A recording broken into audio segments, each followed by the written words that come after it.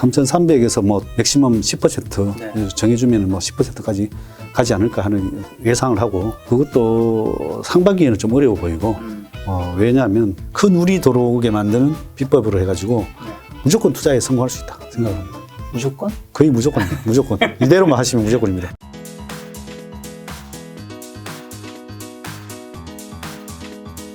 오늘 책은 바로 투자를 잘한다는 것입니다. 아니 대표님 최근에 요 책 드디어 요 책 첫 책 아니신가요? 첫 책입니다. 원래 쓰라고 했는데 안 쓰다가 그것도 고민하다가 이제 쓰게 됐는데 네. 거의 또 1년 만에 나왔습니다. 쓰기 시작한 지 1년 쓰기 시작한 지 1년 만에. 네. 야, 이 책이 지금 반응이 굉장히 뜨거운 게 지금 서점, 네. 온라인에서는 주문이 되고 있지만 오프라인에서는 아직은 판매는 안 되고 있잖아요. 그렇습니다. 아마 이번 주말이나 다음 주부터 판매될 텐데 네, 네. 벌써 몇천 부가 나왔다고. 그 직원들 말에 그렇더라고. 야, 얼마나 많은 분들이 또 이 슈퍼게이밍 배진아님의 이 내공을 뺏어 먹으려고.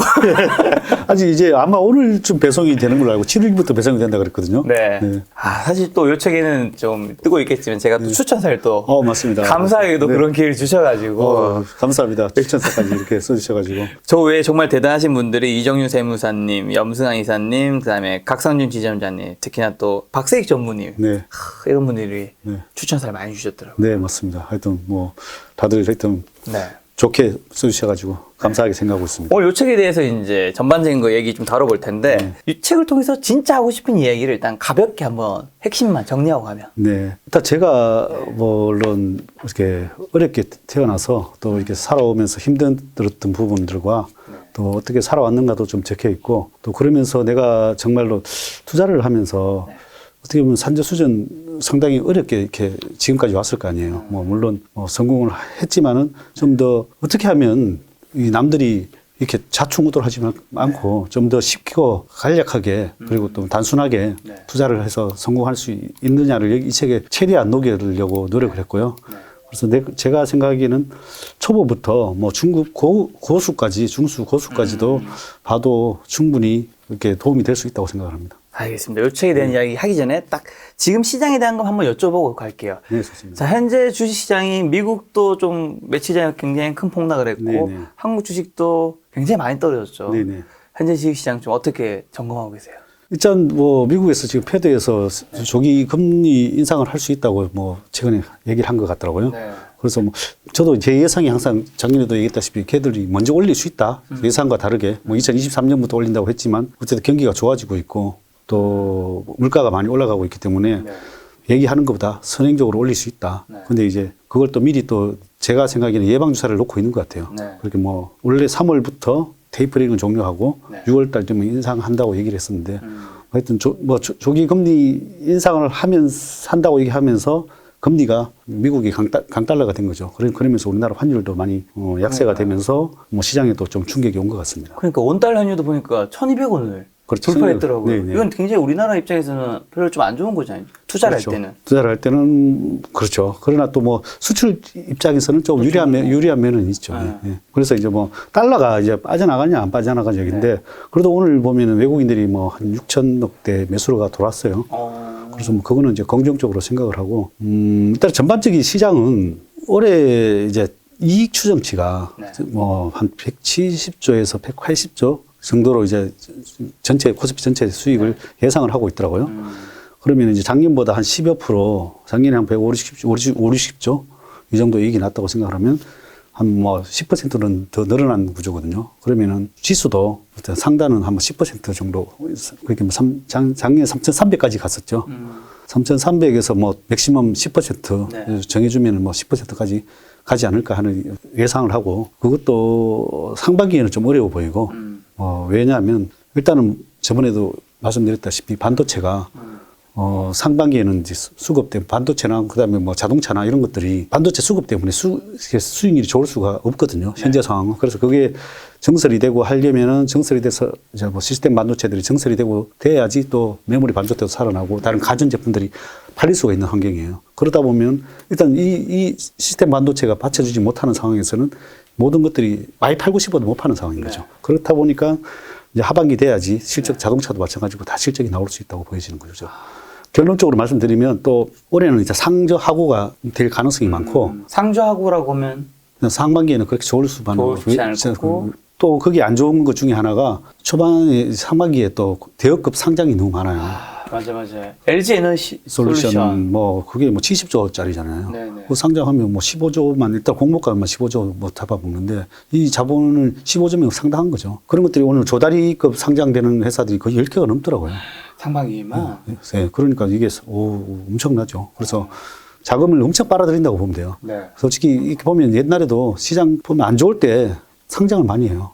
그게 보통 건물에 많이 하는데 뭐 상장이 많이 되는데 지금 상장되는 게 좀 저는 많이 우려스러운 부분이 있어요. 그러면 상저는 이해했어요. 하고는 왜요? 하고는 아까 말씀드렸다시피 일단 수급이 원활화되면서 그리고 이제 뭐 물론 위드 코로나 시대가 이제 저는 더 이제 빨리 코로나 오히려 뭐 때문이지 오미크론 때문에 빨리 진행될 수 있다고 보여지고 네. 그냥 거의 뭐 다 걸리고 그리고 또 그냥 경구용 치료제까지도 나와서 하반기에는 어떻게 보면 2차 소비 장세가 나올 수 있다고 생각을 해요. 그렇죠. 그리고 뭐 자동차, 뭐 가전제품, 네. 뭐 여러 가지 소비재들이 많이 쓰인다고 생각을 해요. 그래서 하반기에 좋게 보고 있습니다. 그럼 올해 2022년 전망에서 상저하고라면 어쨌든 하가 고라면 내가 들어가야 될 때는 한 2분기쯤으로 생각하면 되는 걸까요? 저는 개인적으로 그렇게 보고 있습니다. 원래 실적이라는 게 주가라는 게 한 3에서 6개월 선행하거든요. 그러니까요. 그러면 이제 하반기에 이제 다들 실적이 좋아지잖아요. 그러면 3개월 좀 빨리 움직인다고 하면 이제 1분기 실적 전으로 뭐 가는 게 유리하지 않나 생각을 해요. 왜냐하면 2분기 실적이 나오면은 이게 마지막이야. 이제 다음 분기로 좋아질 거야 하고 이제 사니까 그때부터는 벌써 움직이기 시작을 하는 거죠. 1분기 때는 좀 힘드시겠지만 2분기 때는 우리가 좀 많은 기회를 노려봐야 된다. 네네. 그럼 그 기회를 노려보기 위해서 이제 요 책 투자를 잘한다는 거 요거에 대한 이야기를 해야 되는데 네네. 책에 보니까 고액 연봉을 받으면 진짜 행복할까라는 이제 문구가 있더라고요. 네네. 좀 행복할 것 같거든요. 그렇죠. 아니 직장인이 고액 연봉 네. 뭐 연봉 1억 2억 받으면 네. 행복한 거잖아요. 근데 네. 책에서는 좀 행복하지 뭔가 않을 수 있다. 네. 왜요? 일단 제 주변에 이제 고액 연봉자들을 보니까 네. 생각보다 예를 들면 버는다고 해서 버는 거에 또 세금도 많이 내거든요. 거의 뭐 40~50% 세금을 내고 네. 그러면 예를 들면 1억의 연봉자라고 따졌을 때 40% 세금을 내고 그다음에 또 고액 연봉자들은 또 품위 유지비가 또 생각보다 많아요.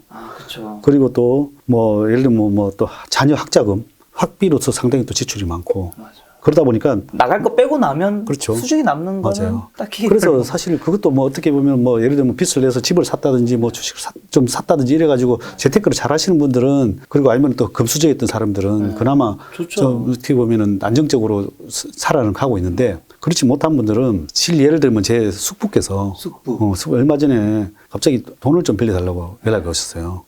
근데 돈을 뭐 흔쾌히 빌리긴 들리는데 그때 뭐 때문에 빌려달라고 했냐면 전세 자금이 모자라서. 근데 지금 살던 집이 재개발이 되면서 어떻게 거기도 전세를 살고 있었어요. 근데 거기 돈이 받아갖고 이전할 데가 없는 거예요. 이사를 갈 데가. 그만큼 이제 다 물가가 올랐는 거죠. 그러다 보니까 딴 데 가려고 했는데 그 돈이 없는 거죠. 그래서 그 돈을 빌려달라는 거 보면서 아니 거기 대기업에 다니면서 대기업 다니셨고 퇴직까지 하셨고 뭐 이랬는데 왜 벌어놓은 게 없지? 그러면서 이런 사람들이 생각보다 많더라고요. 사실 생각해 보면 연봉 1억이라고 하면 직장인에서 굉장히 많은 돈을 받는 건데 그 연봉 1억을 뭐 내가 20년 동안 받는다 쳐도 그럼 20억인 거고 그럼 거기서 세금 또 제한다 치고 하면 15억 남다 치면 거기서 내가 쓸 거 남고 하면 사실상 서울에서 집 한 채 사기도 맞아요. 굉장히 힘든. 예. 그렇죠. 지금은 더 어려워졌죠. 그러니까요. 옛날에 뭐 그래도 뭐 1, 2억 몇 억 할 때야 사놨으면 됐지만 지금은 뭐 공 하나씩 다 붙었잖아요. 그러면서 책에서도 직장 생활을 하면서 평생 벌어도 이제 부자가 될 수 없고 뭐 사업은 성공하는 사람이 소수에 불과하다라는 말이 있던데 그럼 도대체 우리는 어떻게 해야지 이 자본주의 세상에서 경제적 자유를 달성할 수 있는 거죠? 뭐 지금 직장 생활라도 힘들다고 얘기하시는 거고 네. 사업은 할 수 있지만 정말 소수의 사람만 좀 가능하다는 얘기인 것 같고. 네네. 일단 제가 직장인들 보니까 최근에 보면 결혼도 안 하고 더 출산도 거의 최저치잖아요. 결혼과 출산을 다 포기하죠. 포기하죠. 왜 그러냐면 그만큼 살기가 힘든 거죠. 맞아요. 그럼 결혼하려면 이제 집도 하나 있어야 되는데 집 살 돈도 없고 맞아요. 또 여자 입장에서도 배우자가 또 능력이 있어야지 결혼하는데 서로 맞는 배우자들 찾기가 쉽지 않은 거죠. 그러면서 나도 지금 태어나서 진짜 집 한 채 사러 갈까 결혼하려면 못할 것 같아요. 그런데 그러면서 제가 생각하는 거는 일단 부자의 마인드를 가지고 있으면은 좀 마인드를 가지고 파이프라인을 만들기 위해서 노력을 해야 되는 것 같아요. 그렇게 하려면 이제 부자의 마인드를 뭐 보고 배워서 따라하는 게 중요하죠. 부자의 마인드가 뭔데요? 일단은 성실하고 대부분 제가 만나는 부자들은 좀 네. 성실하고 그다음에 자기 개발을 열심히 하고 네. 그다음에 또 근검 절약하고 그다음에 뭐 나름대로 리스크 관리도 잘하고 그다음에 또 자기만의 무슨 투자 뭐 철학이나 방법이 가지고 있어요. 네. 그리고 또 뭐 신문이나 뭐 여러 가지 뭐 도서 이런 것도 많이 읽고 그리고 나머지 또 멘탈 관리를 잘해요. 자기 멘탈 시장이 안 좋을 때도 평정심을 유지할 수 있고 네. 뭐 그런 것들이 좀 차별성이 있는 것 같아요. 그런 성향을 보고 배워야 되는 거죠. 첫 번째 말씀해 주신 게 이제 성실성이었는데 네. 사실 성실성이라고 하면 뭔가 뻔해 보일 수도 있고 한 건데 네. 이게 굉장히 중요한 건가요? 엄청 중요하다고 생각해요. 거기서 모든 것들이 나온다고 봐요. 왜냐하면은 뭐 주식 투자도 마찬가지지만은 네. 제가 예전에 한번 말씀드린 것 중에 하나가 제가 정말 친하신 감독님, 골프 감독님이 있는데 그 감독님이 말씀하시는 게 나는 어떤 선수도 우승을 시킬 수 있다. 하루에 1시간씩만 남들보다 더 열심히 하면 네. 골프를 우승시킬 수 있다. 그래서 주식 투자도 남들보다 조금만 더 열심히 해가 더 분석하고 공부를 하면 무조건 성공할 수 있다고 생각을 합니다. 그렇죠. 남들보다 1시간씩 더 하는 게 힘든 거겠죠. 그렇죠. 그래서 성실성이 그만큼 중요한 거죠. 물론 성실하지 않고 또 머리가 좋아서 잘 하시는 분들도 계시지만은 맞아. 그래도 성실해야 어쨌든 유리한 고지에 올라서는 건 분명한 것 같습니다. 맞아. 책에서도 그런 게 있더라고요. 하루에 1시간씩 남들보다 더 노력한다면 1년이면 365시간이 차이가 발생하고 10년이면 무려 3,650시간이 차이가 벌어진다. 매일 꾸준히 하면서 동시에 남들보다 조금 더 노력하는 것은 결코 쉬운 일이 아니다. 그 작은 차이는 종국의 거대한 차이를 만든다. 사실 뭐 하루, 뭐 일주일, 한 달 했을 때는 사실 뭐 별반 차이가 안 나는 시간일 수 있는 건데 네네. 그건 약간 스노우볼 효과처럼 복리처럼 쌓이면 나중에 굉장히 큰 차이가 만들어지는 게 성실sam이라는 건데 네네. 자, 책의 카피 중 하나가 500만 원으로 수백억의 자산을 만들었다. 네. 정확하게 수백억이 얼마인지는 밝히시지 않았지만 네, 네. 수백억인 거는 뭐 대부분 근처에 친하신 분들이 뭐 박세익 전문님이라든가 뭐 다 많은 분들이 아시니까 네, 네. 핵심 비법은 뭔가요? 여러 번 얘기한 것 같은데 네. 일단은 핵심 비법 중이라고 하면은 거의 엉덩이 투자죠. 엉덩이 앉아서 투자. 좋은 주식을 사서 오랫동안 기다려서 네. 큰 수익을 낸 게 그런 게 이제 여러 번 계속해서 쌓이면서 이렇게 되지 않았나. 그 엉덩이 투자를 이제 깊게 얘기한 거 지금부터 이제 시작할 텐데 네. 그럼 그 투자 성공 사례로 네. 첫 번째가 1998년에 IMF 때 유례없는 폭락장이 발생한 해에 투자 성공하셨다고. 네네. 이때는 뭐 투자하셨던 거예요? 이때는 굉장히 어떻게 보면 실력도 굉장히 우리 젊은 분들 말로 없었죠. 저랩. 맞아. 지금보다는. 네, 아예 사실은 없었는데 그나마 그 당시에는 이제 네. 어떻게 보면 뭐 탑다운 방식일 수도 있는데 네. 산업의 다음에 앞으로 시대가 어떤 시대가 열릴 것인가, 다음에 어떤 시대가 열릴 것인가 이렇게 상상을 하다가 그 당시에 이제 삐삐를 들고 다니는 시대였어요. 맞아요. 네, 삐삐 들고 다니는 시대인데 근데 공중전화 가서 맨날 줄 서가지고 전화를 맞아요. 하고 저희 막 때 고등학생이었어. 그리고 막 줄 서가지고 막 전화하는데 너무 불편하잖아요. 그리고 뭐 내 생활에서 불편하니까 근데 그래도 그 당시에 이제 모토로라 커다란 뭐 탱크 같은 전화기를 이렇게 들고 다니니까 야 이제 앞으로는 그러면 휴대폰을 전부 다 쓰는 시대가 곧 오겠구나. 생각을 하고 그 당시에 휴대폰 만드는 회사를 투자를 해야 되겠다. 어디요? 그 당시에 휴대폰 만드는 회사가 3개가 있었어요. 네. 삼성전자, 네. LG정보통신, 현대통신이라고 3개가 있었는데 어쨌든 다 국제 대기업들이 하고 있었죠. 근데 삼성전자는 핸드폰만 만드는 게 아니잖아요. 뭐 가전제품도 만들고 뭐 이렇다 보니까 반도체도 만들고 이렇다 보니까 그러면 현대통신은 LG정보통신에 비교해보니까 좀 더 약해 보이더라고요. 그래서 제외해가지고 LG정보통신을 투자를 하게 됐었죠. 야, 그때 얼마 투자해서 수익 어느 정도 나셨나요? 그때 500만 원 투자했는데 거의 한 6개월 만에 10배 올랐었죠. 10배. 네. 500만 넣어서 이제 한 5천만 원 네네. 정도에 어떻게 보면 나의 시드머니를 좀 네네. 불렸던 거죠. 네네. 자, 두 번째 투자가 1999년에 어떤 주식을 사서 또 돈을 많이 버셨다고. 뭐였나요? 그 당시에 이제 또 KTF라고 그 당시 뭐 어떻게 전단지라고 하죠. 뭐 전단지를 이렇게 보다 보니까 장외 주식을 판다는 걸 봤어요. 뭐 그 하기 전에 뭐 어떤 내가 뭐 또 뭐 다른 사업으로 거의 좀 날려먹고 남은 금액 한 500만 원 가지고 전단지 보니까 KTF라는 주식을 주당 7,000원에 판다는 거예요. 네. 좀 전에 상상했다시피 핸드폰을 다 쓰게 되면 앞으로 통신도 유망하겠다. 연결고리죠. 연결고리니까 그러면 통신회사를 사야 되지. 네. 그러면서 이 전단지를 보고 그 당시에 SK텔레콤이 100만 원 할 때였어요. 그러니까 이 주당 보니까 7,000원이니까 우리 그때 기업 가치는 이게 뭐 얼마를 발행하고 이런 것도 생각도 안 하고 7,000원이니까 얘는 한 50만 원 가겠지. 그냥 막연하게 그냥 그런 생각으로 샀었어요. 밸류에이션도 그때 보지도 않았고. 어떻게 보면 그 산업의 가치를 좀 발견하고. 예, 산업의 가치를 이렇게 미래에 이런 시대가 될 것이야. 그냥 상상만 하고 투자를 했는데 두 번 다 성공을 했었습니다. 그 당시에 비상장 주식 KTF를 주당 10,000원에 500주를 매수했는데 KTF 상장 후에 10만 원대 매도해서 한 10배 정도 수익을 거두셨다. 네. 자, 그럼 이거는 이제 1998년과 99년이니까 네. 2000년에서 2010년 사이에 뭐 한 개 정도라. 네. 2010년에서 또 이 최신 뭐 10년 단위로 한 개씩만 좀 꼽아 주신다면. 그다음에 이제 뭐 예를 들면 제가 신고한 종목 두 종목 있잖아요. 네. 뭐 대륙자간, 그렇죠. 대륙자간은 또 6.88%까지 신고하셨죠? 네네. 대륙제가는 이게 화재가 나면서 회사가 좀 상당히 어려움에 처해 있었어요. 그때 이제 어떻게 보면 나는 이제 싸게 살 수 있는 기회다. 일단 대륙전에 뭘 만드는 회사죠? 아, 부탄가스를, 네, 부탄가스도 만들고, 네. 이렇게 보통 각형 깡통을 이렇게 뭐냐면은 추석 도금 간판으로 네. 만드는 깡통들 만들고, 그 식품에 들어가는 깡통도 있고, 음. 예를 들면 깡통, 송조림 캔에 들어가는 깡통도 될 수 네. 있고, 그 다음에 우리가 보통 뭐 스프레이라든지 네. 타깃성.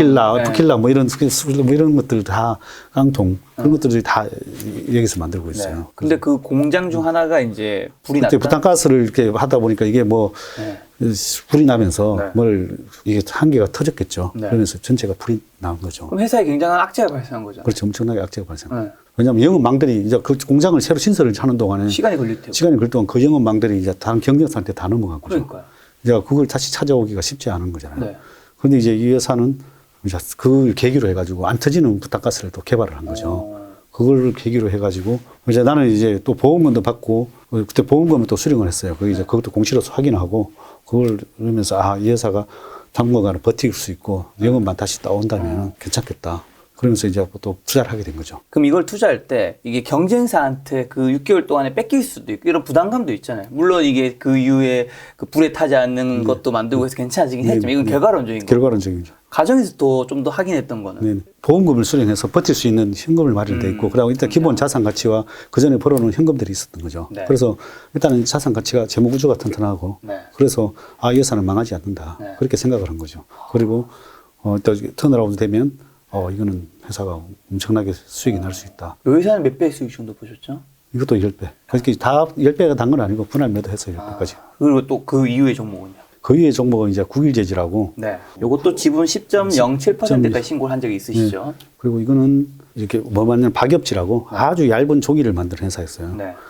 아주 근데 담배 이렇게 얇아지. 그 다음에 은박지에 들어가는 이렇게 종이, 얇은 종이. 아주 그 얇은 종이는 특화되게 이 회사, 우리나라에서 국내에 이 회사밖에 못 만들었어요. 왜 그렇게 됐냐면 제가 알기로는 하여튼 경쟁업체가 하나 있었어요. 네. 경쟁업체가 하나 있었는데 네. 그 기계를 사가지고 녹여버렸다 그러더라고요. 기계업체를, 경제업체를 사서 기계를 녹여버리고, 네. 한 대 자기만 해서 독과점이 돼버린 거죠. 특이하네. 네. 네. 그러면서 이제 독과점이 되다 보니까 이제 국내에서는 유일한 박이업체 업체였죠. 그러면서 이제 뭐 KTNG라든지 이런 데 뭐 검정이 회사들은지 납품하면서 어떻게 보면 안정적으로 수익을 꽤 내고 있었죠. 일단 이제 그다음에 땅 밑에 자회사들이 큰 땅을 보유하고 있었고 네. 이제 본인 용인에 또 여기 본인 공장이 아주 또 아파트 주변에 엄청 좋은 부지에 공장을 가지고 있더라고. 아, 이것도 만약에 공장을 옮긴다든지 뭐 개발을 하게 되면 괜찮겠다. 그런 생각으로 이제 투자를 하게 된 거죠. 그런 생각으로. 네. 저 초보 투자자인 시절에 투자했던 게 아까 어떻게 보면 그 LG전자라든가 KTF 같은 거였잖아요. 네네. 초보 투자자일 때도 어쨌든 텐베거 종목을 발견한 거잖아요. 네네. 많은 사실 개인 투자자분들은 사실 고수는 아니잖아요. 그렇죠. 김 작가 비롯해 많은 분들은 아마 중수거나 아니면 그냥 초보이실 텐데 네네. 이런 분들도 텐베거를 지금 발견하려면 좀 어떤 게 좀 필요할까요? 이 텐베그가 난 종목들의 특징을 잘 파악하시면 돼요. 아, 특징. 왜 텐베그가 났는지. 네. 지금 방금 얘기한 종목들의 아까 뭐 산업의 변화를 잘 읽은 거잖아요. 그렇죠. 앞으로 변화를 잘 읽은 거고. 그래서 그런 것들이 이제 완전히 새로운 트렌드가 생기면서 자리매김하면서 텐베그가 나는 거고. 그리고 그 다음에 아까 뭐 예를 들면 뭐 대륙제약 같은 게 턴어라운드 되면서 네. 턴어라운드 되면서 이게 또 텐베그가 난 거고요. 네. 그다음에 예를 들면 국일제지 이런 것들은 신사업이 또 추가가 되면서 네. 100배가 난 거거든요. 100배. 일단 국일제지 차트를 보면 네. 제가 이때 샀어요. 이때 80원 전으로. 거의 이 전으로, 거의 100원 전으로 주로 샀는데, 이게 새로운 사업이 추가가 되면서 거의 100배까지 올라갔습니다. 그렇게 이게 새로운 사업이, 이게 이제 그래핀이라는 사업이 추가되면서 100배까지 올라갔습니다. 그렇게 새로운 신사업이 추가가 되거나, 아까 말처럼 실제비 턴으로운데 대류제관 한번 볼까요? 그 다음에 대류제관 같은 경우에도 400원 하던 게 7,000원까지 갔잖아요. 네. 이것도 거의 오른 거는 150%더 이상, 100배 아니라 15배 더 올라간 거죠. 네. 그렇게 올랐지만, 이게 턴어라운드 되면서 이렇게 올라갔고, 그 다음에 H&M. 이거는 이제 이것도 똑같이 턴어라운드 된 거죠. 회사가 턴어라운드 되면서 적자가 나다가, 이거 완전히 턴어라운드 되면서 이게 얼마냐. 2,000원 하던 게 5만원까지 갔으니까 이것도 20배 가까이 올랐어. 그래서 이게 텐베그가 이제 제가 난 종목 예를 든 거예요. 지금 제가 난 것만. 그래서 이 닭이가 텐베그 난 종목의 특징과 차트도 뭔데 거기도 대입을 하면 돼요. 물론 어떻게 해서 대입을 하고 그다음에 내가 어떠한 기업을 사서 텐베그를 났고 이런 것들을 자기만의 거를 만들어야 돼요. 근데 이제 나는 이제 성장주를 좋아하면 성장주를 산다든지 제 책에 보면 일단 2010년도부터 맞아요. 20년까지 텐베그가 난 종목들을 한번 올리는 것도 있고 그때가 34개인가 있고 맞아요. 2011년부터 지금 이미지 뜨고 있을 텐데 4월 30일부터 2021년 4월까지 10루터 종목이 34개 그리고 이전에 2001년부터 2011년까지가 텐베그 종목이 72개. 72개. 그러니까요. 이 보면 근데 이게 또 구간별로 보면 5년째 해도 들어오는 것들도 많고 이거는 이게 요 기간만 정해서 뽑은 거거든요. 네. 짧게 구간별로 다른 종목들이 많거든요. 예, 종목들 엄청 많은데 여기서도 보면 제가 투자한 종목 중에 또 보면 삼성 출판사라고 있어요. 이것도 제가 투자한 종목이긴 한데 이 종목도 사실은 아주 어떻게 보면 안정적으로 수익도 나고 주유소나 휴게소나 이런 것들도 투자했고 안정적으로 배당 수익도 많이 나오는 회사였어요. 그런데 새로운 컨텐츠가 대박이 터지면서 이렇게 10배가 나는 종목. 저는 이 종목 10배까지 먹지는 않았지만 그렇게 10배까지 오른 거고. 예를 들면 또 컴투스 같은 게 게임 같은 게 아주 사실은 서머너 주어라고 국내에서는 실패했어요. 실패했는데 일본에 가서 성공하면서 한 10배 이상씩 올랐고. 그리고 또 아난티 이런 것들은 이런 건 내가 투자를 했었는데 이런 거는 대북 관련 사업이 되면서 저 누구지? 조지 소로스가 갑자기 투자했다 그래가지고 또 10배까지 올라갔고 그리고 또 예를 들면 신풍제약 같은 거는 지금 코로나 시기를 맞아서 이렇게 10배까지 올랐던 거고. 그럼 지난 20년간 이 텐베그 종목이 지금 정확하게는 한 106개 정도인 건데 이렇게 해서 뽑아서 그렇지 사실은 구간별로 뽑으면 더 많았을 수 있어요. 이렇게 뽑았을 때는 이 정도인데 이런 거에 어떻게 보면 우리가 특징이라든가 여기서 우리가 배워야 될 인사이트가 있을까요? 그래야지 우리가 다음에 투자할 때 좀 뭘 적용할 수 있을 텐데. 자, 인사이트라는 거는 우리가 보통 바둑을 두다 보면 복기를 하잖아요. 그렇죠. 굉장히 중요한 거죠. 복기를 하잖아요. 복기를 해서 내가 잘못된 걸 하고 잘 됐던 걸 따라 하잖아요. 그러면 거기에서 답이 있다고 생각을 해요. 내가 장기를 두지는 않았지만, 바둑을 두지는 않았지만, 일단 내가 직접 해보는 거죠. 테스트를 해보면서, 그걸 내한테 익혀야 되는 거죠. 이 회사의 특징이 뭐였지? 텐베그 난 회사의 특징이 뭐였지? 이런 것들을 일단 내 몸으로 체화를 시켜야 되는 거죠. 지금 이 국유 제지 같은 경우 아까 얼마에 사셨다고 하셨죠? 저는 이제 거의 평균 단가를 100원, 100원, 120원. 여기 8,000원까지 갔을 때는 하면 거의 한 80배가 되는 거죠. 네네. 근데 그게 못 팔았어요. 언제 파셨어요? 이건 거의 텐베그 때 다 팔리죠. 여기서 한 1,000원대? 여기서 다 팔렸는데, 그거 더 갈 거죠. 이거는 뭘 놓치신 걸까요? 어떻게 보면 지금 7,000 정도를 놓친 거잖아요. 제가 사실은 너무 많이 먹어서 파는 거예요. 더 갈 거는 보였는데, 사실은. 제가 또 원래 다 먹으려고 그러지 말고, 또 그런 거 있잖아. 생선 머리하고 꼬리는 떼가지고 줘라. 이런 말도 있잖아. 제가 또 팔아줬기 때문에 갔다고 생각을 해요. 이거 너무 자기 합리한데. 그럴 수 있습니다. 네, 맞습니다. 어쨌든 그래도 제 같은 경우는 분할 매도를 하다 보니까 그리고 또 주식이라는 게 또 계속 이것만 있는 건 아니니까. 그렇죠. 또 다른 종목을 또 발견해서 또 수익을 내신 거니까. 네, 맞습니다. 자, 그럼 투자에서 돈을 잃는 사람들의 특징은 좀 어떤 게 있을까요? 투자에서 돈 잃는 사람들이 보면 2010년도부터 20년도까지 조사를 해본 결과 600만 명 중에 40%가 손실을 보고 있고 50% 나머지 또 50%가 1,000만 원 정도의 수익을 내고 있는 거죠. 아주 저수익을 내고 있는 거죠. 그리고 나머지 이제 10%가 1,000만 원 이상의 수익을 내고 있답니다. 네. 그만큼 이게 수익을 내기가 쉽지 않다는 거죠. 그 10년 동안에 이거 보면 지금 금리도 안 나온 거죠, 사실은. 네. 그리고 10분의 1밖에 안 된다는 거잖아요. 그러니까 이 주식시장 자체가 축구 시합에서 손흥민이하고 네. 그냥 내하고 같이 시합하고 있다고 보시면 됩니다. 그러니까요. 지금 모든 사람들이 공부를 한 개도 안 하고 있고, 그러니까. 그러면 제가 어떻게 축구 선수로 따지면 손흥민이에요. 그런 사람하고 시합에서 이기겠어요? 아, 이게 굉장히 냉정히 말하면 지금 슈퍼게임 배지한 대표님이 우리에게 주식에 대해서 알려주고 있지만 경기장에서 나랑 같이 뛰고 있는 거지. 그렇죠. 경기장에서 나를 뛰고 있는 거죠. 그러니까 어떻게 보면 이제 뭐 어떻게 보면 부가 제한테로 계속 이전되고 있는지도 모릅니다. 공부를 열심히 해야 되고 네. 좀 잘 해야 되는 거죠. 네. 거기 이제 첫 번째로 이제 조심해야 되는 것들이 그러니까 트레이드를 뛰어드시는 분들이 많아요. 초반에. 네. 트레이드를 하려면 진짜 한 2, 3년 동안은 뭐 내가 봐서는 진짜로 연습을 많이 해야 된다고 생각을 해요. 그렇죠. 거기 나는 트레이드를 저는 프로 게이머라고 생각을 하거든요. 그만큼 손놀림이 빨라야 되고 엄청나게 뭐 경험이 많아야 되는 거죠. 그런데 대부분 사람들은 그냥 양복만 불기둥만 쏟아오면 바로 쫓아가 사요. 그리고 내일 팔면 수익 나겠지 이러고 산다고.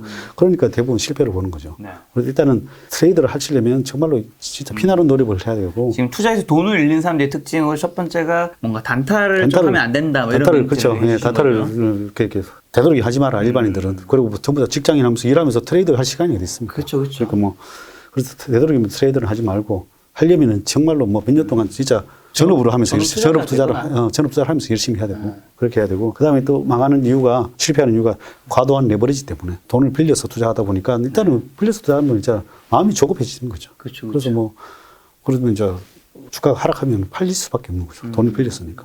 아니면 반대면 나갈 수밖에 없는 거고. 그래서 레버리지 투자하면 안 된다. 그다음에 또 실패하는 원인 중에 하나가 악마의 속삭임. 악마의 속삭임이냐면은 야 이거 너만 알아? 이거 이 종목 너만 알려줄 테니까 이거 사. 이러면서 이거 무슨 작전이 들어가고 뭐 어떻게 들어가고 뭐 이랬으니까 그래서 사는 사람들이 의외로 많아요. 아, 많죠. 의외로 많아요. 혹시 뭐 그렇게 사보신 적 있으세요? 아, 저 있어요. 저번에 이거 뭐 농담과 진담이지만 저번에 슈퍼게임 한 분이랑 네. 술을 마시다가 네. 김 작가 요거 한번 사보라고 한 거예요. 네. 이건 또 악마도 아니잖아요. 고수잖아요. 네. 조금 사봤죠. 네. 반토막 났습니다. 아 그래요? 혹시 저 아니죠? 아니. 대표님이 얘기해 주신 거는 수익이 한 100% 났어. 그렇죠. 다행입니다. 그분이 누군지는 제가 말씀 못 드리겠는데. 그렇겠네요. 다행입니다. 어떡하네. 함부로 얘기 안 해도 되겠습니다. 일단 악마의 속삭임 솔직히 제 말로 들으면 안 돼요. 자기가 공부해서 그래야 그걸 이겨낼 수 있어요. 내가 알려줬다고 해도 네. 자기가 공부해보고 일단 자기한테 맞는 종목 사셔야 되고 자기가 또 공부를 하고 사셔야 된다. 네. 그래서 그리고 네. 일단은 실패하는 투자자의 특징은 네. 일단 조바심이 많다. 그다음에 또 기가 얇아서 팔랑귀라도 이렇게 다 듣고 네. 그다음에 이제 도박성이 많다는 거죠. 그래서 그런 것만 조심하시면 될 것 같습니다. 네. 책에 보면 투자를 성공한 멘토를 찾는 것이 주식시장을 이기는 지름길이다라는 내용이 있는데 사실 시장에 전문가는 너무 많잖아요. 너무 많죠. 유튜브라든가 예, 책이라든가 예, 예. 이런 것들이 워낙 많다 네, 보니까 나한테 좋은 투자 멘토는 어떻게 찾을까요? 정말 요즘 너무 전문가들이 많아진 것 같아요. 그러니까 정보가 너무 많으면 네. 우리가 옷가게에 가도 옷이 그렇죠. 너무 많으면 많죠. 못 고르잖아요. 그렇죠. 그래서 옷도 보면 정말 좋은 가게들 보면 옷이 여백이 되게 많더라고요. 네네. 일단은 이 투자의 기법이 사실은 뭐 수만 가지가 있잖아요. 네. 그리고 보통 자기의 또 성향이 있을 거예요. 아까 뭐 조심히 말해서 뭐 장기 투자는 도저히 못해 이런 사람들은 트레이드를 잘하는 데 가서 그리고 또 거기에 또 핵심은 하나는 정말로 이 사람이 수익을 냈나? 정말로 성공했는 사람이냐 아니냐. 그게 골프도 그렇고 뭐 운동도 그렇고 사실 우승을 해본 사람이 우승을 하는 거거든요. 솔직히 말로는 솔직히 뭘 못해요. 솔직히 나는 말로는 잘 못해요. 말로는 잘 못하는데 시장에서는 말로 잘하는 사람들이 많잖아요. 많죠. 말로 잘하는 사람들이 많지만 실제로 일단은 정말로 이 사람이 꾸준히 수익을 냈나, 그리고 또 수익을 뭘로 어떻게 냈냐 이런 것들도 예를 들면 그 사람이 또 결이 나오고 맞냐 이런 것들을 찾아서 그리고 또 요즘 유튜브에 얼마나 또 그러신 분들이 활동을 많이 해주십니까? 옛날에는 이런 사람들 찾아가서 배우고 싶어도 못 배웠잖아요. 못 배웠는데 그걸 다 올려주. 제가 봐서는 거의 다 올려져 있어요. 제가 비법도 다 올려져 있어. 사실 거기만 공부 잘해도 뭐 어떻게 보면은 정말로 이렇게 좋은 시대가 있나 저는 그렇게 생각을 하고 있어요. 근데 이 수익을 냈느냐가 되게 중요하다고 하셨는데 네. 사실 이 수익을 개인 투자자가 그 고수의 수익을 확인하기가 너무 어렵잖아요. 그렇죠. 이거 도대체 어떻게 확인하죠? 약간 다른 걸로 뭐, 추정을 해야 될 것 같은데. 뭐 추정을 해야 돼요. 근데 이제 시중에 나온 거는 대부분 다가 뭐 트레이더 시합 대회에서 많이 우승한 걸로 많이 나오잖아요. 실전 투자 대회에서. 실전 투자 대회에서. 그것도 뭐 나쁘진 않죠. 나쁘지 않죠. 좋죠. 어쨌든 뭐 그것도 어쨌든 뭐 자기 기록이니까 뭐 그런 것들을 원래 트레이더로서는 검증을 할 수 있는 거고. 네. 그다음 두 번째는 두 뭐 번째는 지분 공시가 공시가 있을 것이고, 지분 공시가 뭐 있을 것이고, 그 나머지는 뭐 사실은 눈으로 확인하기는 어렵죠. 그렇죠. 그러다 사람의 또 대부분 뭐 영양이나 그래도 사람을 보면은 좀 어떻게 보면 판단할 수 있을 수 있죠. 근데 일단 뭐 너무 말만 화려하신 분들은 또 조심할 필요는. 어떻게 보면 그분의 과거 영상들의 말이 과연 잘 맞았는지 좀 그런 걸 잘 따져보는 게 중요하겠네요. 대표님 같은 경우 트레이더로서 실패한 경험도 좀 있으시다고. 있죠. 저도 트레이드 좀 해봤죠. 처음에 네. 아까 투자를 성공해가지고 네. 아 이제 자신만만은 서울로 상경을 해서 전업을 해봐야 되겠다 하고 그래서 이제 서울에 이제 거기도 여의도 정권과에 사무실을 하나 얻었어요. 근데 얻은 게 아니라 같이 공동으로 쓰기로 하고 근데 그 같이 쓰시는 분이 트레이더였어요. 그래가지고 있었는데 그 트레이더가 매일매일 어떤 종목을 사서 트레이더 하니까 나도 해보고 싶더라고요. 그래서 따라 해봤죠. 네. 대부분 이제 어떻게 보면 불기둥 팍팍 뛸 때 사고 싶게 되잖아요. 대부분 올라갈 때 샀는데 신기하게도 내가 사면 그때 살더라도 어떻게 사냐면은 돈이 있는 걸로 보통 신용 미수를 이렇게 풀로 질러서 사요. 만약에 100만 원 있으면 뭐 그 당시 뭐 300만 원, 뭐 500만 원 뭐 이렇게 되니까 풀로 질러서 사요. 그런데 얼마나 이제 긴장되겠어요. 풀로 질러서 샀으니까. 조마하고 있죠. 네. 조마조마하고 있는데 아니나 다를까 이상하게 그 결제일 날 돌아오면 신기하게 빠지더라고. 그래서 왜 내 뒤에 모니터가 있나 이런 생각이 들어요. 내가 사면 떨어지고. 떨어지고. 그래서 안 맞나. 그다음에 그 당시에 또 막 상한가들이 막 엄청 쳤어요. 네. 그래서 상한가 따르기도 해본 적 있어요. 네. 상한가 따르기를 해봤는데 그 당시에 뭐 상한가만 들어오면 막 또 다음날 상한가로 점상으로 막 치고 가니까 그래서 상한가 처음 치는 날 또 따라 잡았어요. 근데 내가 차보면 이상하게 그날 빠지더라고. 그래 왜 빠지는가 지금 고문이 생각해 보니까 이 세력들이 예를 들면 진짜 좋은 것들은 자기들이 다 사버리지 개인들한테 살 기회를 안 주는 거죠. 그냥 빨리 문을 닫아버리는 거죠. 근데 결국은 내가 샀다는 거는 내가 그 팔고 있는 그 세력들이 고마워 이렇게 팔고 있는데 거기다 대고 산 거죠. 그러니까 이상하게 내가 상한가 사면 여지없이 물리더라고. 그러면 트레이더로서 이제 투자를 하시다가 지금은 좀 장기 투자자로 가시고 있는 거죠. 그렇죠.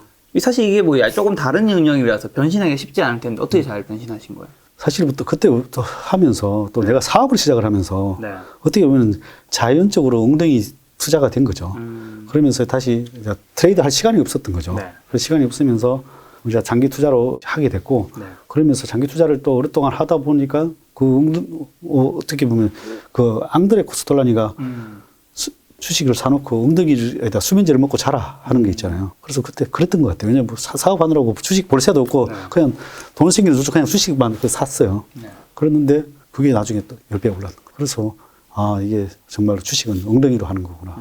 그렇게 해서 이제 다시 투자자로 또 거듭났습니다. 둘 다 좀 해보셨으니까 어느 게 좀 더 뭐 각자에 맞는 방법은 알겠지만 어느 게 좀 더 올바른 투자라고 보세요? 투자라는 거는 그건 어떻게 보면 회사에다가 투자를 하는 거잖아요. 이 트레이드는 사실 투자라고 보기는 어렵죠. 왜냐하면 회사에다 투자를 해서 회사와 같이 시간이 없는 거니까. 시간이 없고 그다음에 배당도 받고 뭐 이렇게 하는 건데 트레이드는 그냥 뭐 오늘 사고 오늘 파는 거니까 회사에 뭐 투자라고 하기는 좀 애매하죠. 그거는 그냥 어떻게 보면 게임인 거죠. 뭐 머니 게임이라고 봐야 되는 거죠. 기업에 도움이 된다면 오히려 기업에 좀 계속 투자를 하고 지속적으로 관심을 가지고 오히려 제 같은 경우에는 기업과 소통도 계속 하면서 뭐 좋은 거 나쁜 것들을 다 얘기를 해줘요. 그래서 뭐 이렇게 하면 좀 좋을 것 같다.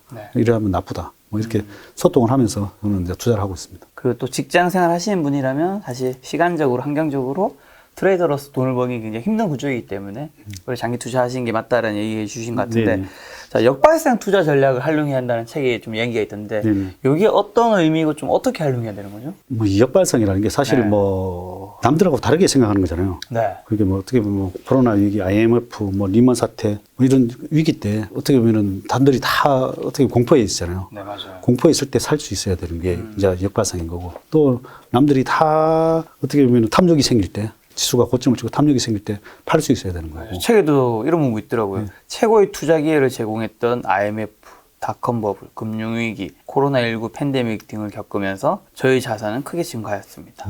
그게 어떻게 보면 그런 걸 잘 활용하셨다. 네, 맞습니다. 여기 보면 또 어떻게 보면 텐베그의 비법 중에 하나가 역발상 투자예요. 역발상 투자, 텐베그 비법 중에 하나가 또 코로나 대위기를 노리는 거예요. 위기를. 이런 위기 때 투자를 해야 되는 거지. 그렇게 제가 이렇게 대부분 다 이렇게 퀀텀 점프 했을 때가 대부분 다가 보면 위기 때마다 퀀텀 점프를 한 것 같아요. 그러니까 어떻게 보면 위기 때가 기회가 되는 거죠. 그리고 또 오히려 탐욕이 막 넘쳐날 때 주식도 막 너무 막 미치도록 이렇게 막 좋을 때 지금 예를 들면 작년에 뭐 좋은 주식들 많았잖아요. 뭐 2차 전지 섹터 또 뭐 메타버스 또 뭐 저기 코로나 관련 뭐 제약회사 뭐 진단 키트 회사 그런 것들이 실적이 좋아지고 엄청 좋을 때 근데 그때가 오히려 상투였던 거죠. 그러니까 보면 항상 남들이 군중들이 막 열광할 때 오히려 팔아야 되는 거고. 지금 아까 전에 말씀해 주신 대륙재간에서 화재가 발생했을 때 투자하셨던 것도 역발상에 좀 가깝다고. 그것도 마찬가지고 또 뭐 HMM도 역발상에 마찬가지고. 네. 그래서 다 그런 것들이 역발상 투자로서 성공하는 사례입니다. 그리고 또 책에는 메가 트렌드에 속한 주도주에 투자하라 라는 멘트가 있는데 뭐 다들 뭐 공감하시겠지만 그렇다면 앞으로 메가 트렌드는 과연 무엇인가? 요거는 좀 사람들의 관점이 다 다를 것 같은데. 메가 트렌드라는 게 어떤 건지는 아십니까? 뭔데요? 큰 뭐 그러니까 보통 갈 수밖에 없는 흐름 아닌가요? 그렇죠. 이게 메가 트렌드라는 거는 아주 큰 트렌드잖아요. 메가 트렌드가 첫 번째가 나온 게 1차 산업혁명이에요. 전기 기차가 나오면서 그다음에 이제 그때 뭐 철도 관련주들이 막 엄청 폭등을 했어요. 그래서 그게 일단 1차 메가 트렌드였고요. 두 번째 나온 게 뭐 전기화학, 뭐 전화, 뭐 철강, 그다음에 뭐 자동차 이런 것들이 나오면서 또 이제 그런 회사들이 거의 뭐 엄청나게 올랐습니다. 그리고 이제 3차가 이제 IT 버블 때, 이제 뭐 인터넷.com, 뭐 인터넷이란 닷컴 버블 뭐 이런 거 있을 때, 그때 이제 뭐 엄청나게 올랐잖아요. 그게 3차 산업혁명이고, 4차 산업은 인공지능, 그 다음에 VR, AR, 뭐 카본 인터넷, 클라우드, 로봇, 뭐 자율주행, 그 다음에 뭐 메타버스, 뭐 그 다음에 로봇, 뭐 그 다음에 뭐 빅데이터, 뭐 그 다음에 자율주행, 우주항공, 뭐 양자 컴퓨터, 면역 항암, 뭐 줄기세포, 뭐 이종 장기 이런 것들이 메가 트렌드라고 봅니다. 그렇죠. 근데 너무 많아요. 너무 많아요. 시장자 알고 싶은 건 그런 게 아닙니다. 그건 사람들 다 알고 있는 거.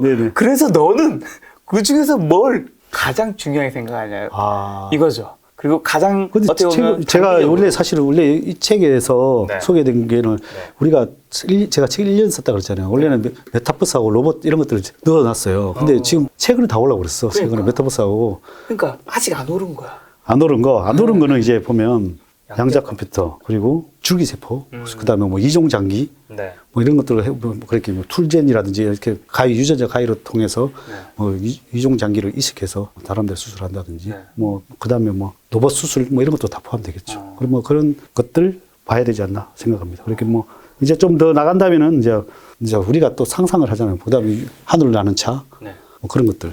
그다음에 뭐 우주항공 시대가 열린다면 우주항공. 네. 그런 정도 이제 앞으로 봐야 되는데 이제 예를 들어 UAM이나 이런 것들은 금방 또 생각보다 빨리 올 수 있는 거죠. 그렇죠. 그리고 제가 여기서 내가 특이한 거 하나 말씀드릴까요? 제가 원래 생각보다 좀 창의력이 좀 뛰어나다고 해서 말씀드린 적이 있나? 하여튼 근데 예전에 한 10여 년 더 된 것 같아. 근데 내가 그 당시에 근데 내가 아이템이 엄청 많은데 믿거나 말거나지만 뭐 내가 이런 건 하도 공헌을 하고 된 거지. 야, 이거 세상에 앞으로 꼭 나온다 한 게 있었어요. 뭔데요? 이제 나는 이제 자동차, 그다음에 뭐 전화기, 가전제품 이런데 너 왜 색깔을 오늘 빨간색, 나는 내일은 파란색 이렇게 뭐 색깔을 바꾸고 싶은 거야. 바꾸고 싶은데 생각보다 나는 이제 화학 뭐 이런 공대 출신이 아니다 보니까 이거 만들어 보고 싶은데 내가 진짜 어떻게 공대 출신들 하는 회가 만들어 볼까? 이런 얘기를 내가 해서 원래 교수들한테도 여러 번 했고 뭐 내 주변에서는 얘기했는데 어제 신문에 나왔더라고. 오늘 신문에 BMW가 일본의 CES에서 색깔 변하는 차 공개했다고. 그렇게 이제 미래를 상상하는 것들을 지금 하고 있는 거죠. 어떻게 보면 비 오는 날에 맞춰서 좀 색깔 바꾸고 날씨 좋은 날에는 그런 것들도 어떻게든 하여튼 이건 사실은 좀 이따 해야 될 건데 문제 나온 것 같아. 자, 그러면 어쨌든 이런 메가 트렌드를 읽으려면 우리가 산업 트렌드들도 우리 잘 읽어야 되는 거잖아요. 어떻게 보면 아까 말씀해 주신 그 미래 성장 가능성을 읽어야 10배가 종목을 찾을 수 있다고 했는데 이런 산업 트렌드를 좀 우리가 읽는 방법은 좀 뭐가 있을까요? 일단 첫 번째는 이제 신문하고 뉴스를 많이 봐야 되고요. 그 다음에 두 번째 아까 미래를 의도적으로 상상하는 좀 전에 얘기했듯이 나는 차가 이 색깔이 이렇게 변하는 것도 한번 만들고 싶고 또 뭐 전화기 쓰는 시대가 올 거야. 뭐 그다음에 뭐 스스로 상상하는 게 좋은 것 같아. 자꾸 하다 보면 근데 결국은 오더라고. 그렇죠. 사실 뭐 지금보다 나은 미래가 뭐가 있을까 생각하는 거네. 또 아까 믿거나 말거나 하지만 이 스마트폰 있잖아요. 저는 휴대폰을 쓰기 시작할 때부터 스마트폰을 만들었으면 좋겠다고 생각을 했어요. 그래서 자꾸 자기가 네. 이렇게 상상하는 게 정말로 이렇게 명상을 하면서 상상을 하는 게 정말 투자하는 데 상당히 도움이 된다고 생각을 해요. 근데 제가 생각한 거는 근데 항상 현실화 되더라고. 네. 현실화 되는데 이제 뭐 조금 빠를 수도 있고 늦을 수도 있는 거고. 뭐 예를 들면 지금 내가 로봇 같은 거는 옛날부터 상상을 많이 했거든요. 네. 근데 좀 사실은 어떻게 보면 이제 좀 많이 좀 건져 배우고 있는 것 같아요. 뭐 CES에서 정의선 회장이 뭐 로봇까지 데리고 나오고 그런 거 보면 이제 좀 현실화 되고 있는 것 같고. 그래서 상상을 하다 보면 그게 결국은 이루어진다는 거죠. 그러니까 자기 스스로 자꾸 이제 상상을 하는 습관, 상상을 하기 위해서는 그 좀 제가 생각에는 충분한 여유 시간이 필요해요. 아, 너무 일에 쫓기다 보면 맞아. 할 시간이 없죠. 시간이 없죠. 그래서 좀 이렇게 여유 시간을 여가 활동도 좀 즐기고 여유 시간을 이렇게 가지다 보면 오히려 상상력이 좀 풍부해지는 것 같아요. 미래 산업 트렌드를 읽기 위해서 신문과 뉴스를 보고 좀 여유 시간을 만들어서 상상할 수 있는. 그리고 또 다양한 사람들을 만나서 그리고 뭐 교류하고 정보를 얻고 그리고 또 뭐 하나 더 첨언을 드린다면 세미나 그렇게 뭐 세계 석학들이 하는 뭐 그런 뭐 경제 포럼이라든지 이런 데 가서 좀 들어보는 것도 상당히 해야 도움이 되는 것 같아요. 이 턴어라운드 되는 종목들이 사실은 주가가 많이 점핑을 하잖아요. 네네. 그럼 요걸 좀 우리가 미리 좀 알 수 있는 신호라든가 뭐 지표나 뭐 이런 거 알 수 있는 방법이 좀 있을까요? 이것도 똑같이 뭐 뉴스나 그다음에 또 애널리스트 산업 동향 이런 것도 산업 동향 보고서도 보고 네. 그다음에 개별 기업 보고서도 보고 그리고 또 IR 뭐 행사에 대한 이런 데 참여를 하고 조금 전에 얘기했다시피 또 인맥들 많이 활용하고 이러다 보면 솔직히 저는 이제 안테나를 또 많이 활용해요. 안테나라는 게 내 주변의 인맥이죠. 내가 이 종목에 대해서 좀 사실은 뭐 잘 모르잖아요. 네. 그러면 예를 들어 이 산업에 대해서 잘 모르면은 그 산업의 연관자들을 찾아요. 찾아서 이 산업에 대해서 어떻게 돌아가냐 해안을 구하는 거죠. 근데 요즘 또 워낙 유튜브에서 또 많이 초대해서 다 해주고 있잖아요. 우리도 뭐 하고 있고 김 작가님도 하고 계시고. 그리고 그거 잘 보시면 될 것 같고 원자재 동향을 잘 파악하셔야 되고 원자재가 어떻게 돌아가는지에 따라 그 내가 투자한 산업에 다 연결이 되거든요. 네. 그래서 원자재 동향을 항상 봐야 되고. 최고의 CEO가 경영하는 기업에 투자라는 문구도 있던데 네네. 이거는 뭐 많은 분들이 다 공감을 하겠지만 네네. 어떤 CEO가 최고의 CEO죠? 예를 들면 뭐 삼성전자에서 뭐 이건희 회장님 같은 경우에는 1993년도부터 신경영 선언을 하고 뭐 맞아. 마누라부터 다 바꿔라. 맞아. 뭐 마누라만 빼고 다 바꾸라고 하셨습니다. 지금 큰일 날 멘트를 하시네. 마누라 자식과 마누라만 빼고 다 바꿔라. 아, 자식과 마누라만 빼고 다 바꿔라. 네. 받고 싶으셨던 거 아니죠? 아니죠, 절대 아니죠. 네, 네. 아, 저 화목하게 가정을 꾸리고 네, 계신 걸로 네. 알고 아, 있습니다. 그럼요, 여러분. 그럼요. 오해하지 마세요. 그래서 이제 그것 때문에 29조 매출액에서 지금 2012년 기준으로 380조까지 13배가 성장했거든요. 그래서 사실 뭐 엄청나게 성장시킨 거고 또 뭐 예를 들면 뭐 스티브 잡슨도 뭐 애플을 엄청나게 또 키웠고 또 앨런 머스크도 마찬가지고 이런 이제 뭐 최고의 CEO가 경영하는 기업에 투자를 하면 엄청나게 발전 속도가 빠른 것 같아요. 이쯤에서 배재한 대표님 한 가지 여쭤보고 싶은 질문은 가정 화목하시죠 요즘에? 그럼요. 아무 문제 없는 거 맞죠? 아, 그럼요. 왜 그러세요? 아니 순간 원래 사람이 오래는 숨길 수 있어도 순간은 약간 못 숨길 때가 있어서 아니라니까 저 책에 보면 대표님이 예전에 굉장히 좀 가난한 시절에 좀 있으셨잖아요. 네네. 그러면서 그때 하셨던 생각이 내가 경제적 자유를 얻고 나면 제주도라든가 이런 바닷가 해변가에 살면서 낚싯배를 놓고 거기에 내 지인들을 불러서 같이 이제 그렇게 즐겁게 네네. 행복하게 살고 싶다라는 문구가 있더라고요. 네, 맞습니다. 네. 근데 지금 대표님이 그런 삶을 살고 있지는 않잖아요. 맞습니다. 그렇죠. 네. 행복이라는 뭐고 그다음에 대표님 지금도 열심히 매일 살잖아요. 네네. 경제적 자유를 달성한 지 좀 지났는데 네네. 언제까지 더 열심히 살아야 할까요? 근데 뭐 열심히 사는 거는 어떻게 보면 자기 사회적인 책무를 또 하는 거라고 생각을 해요.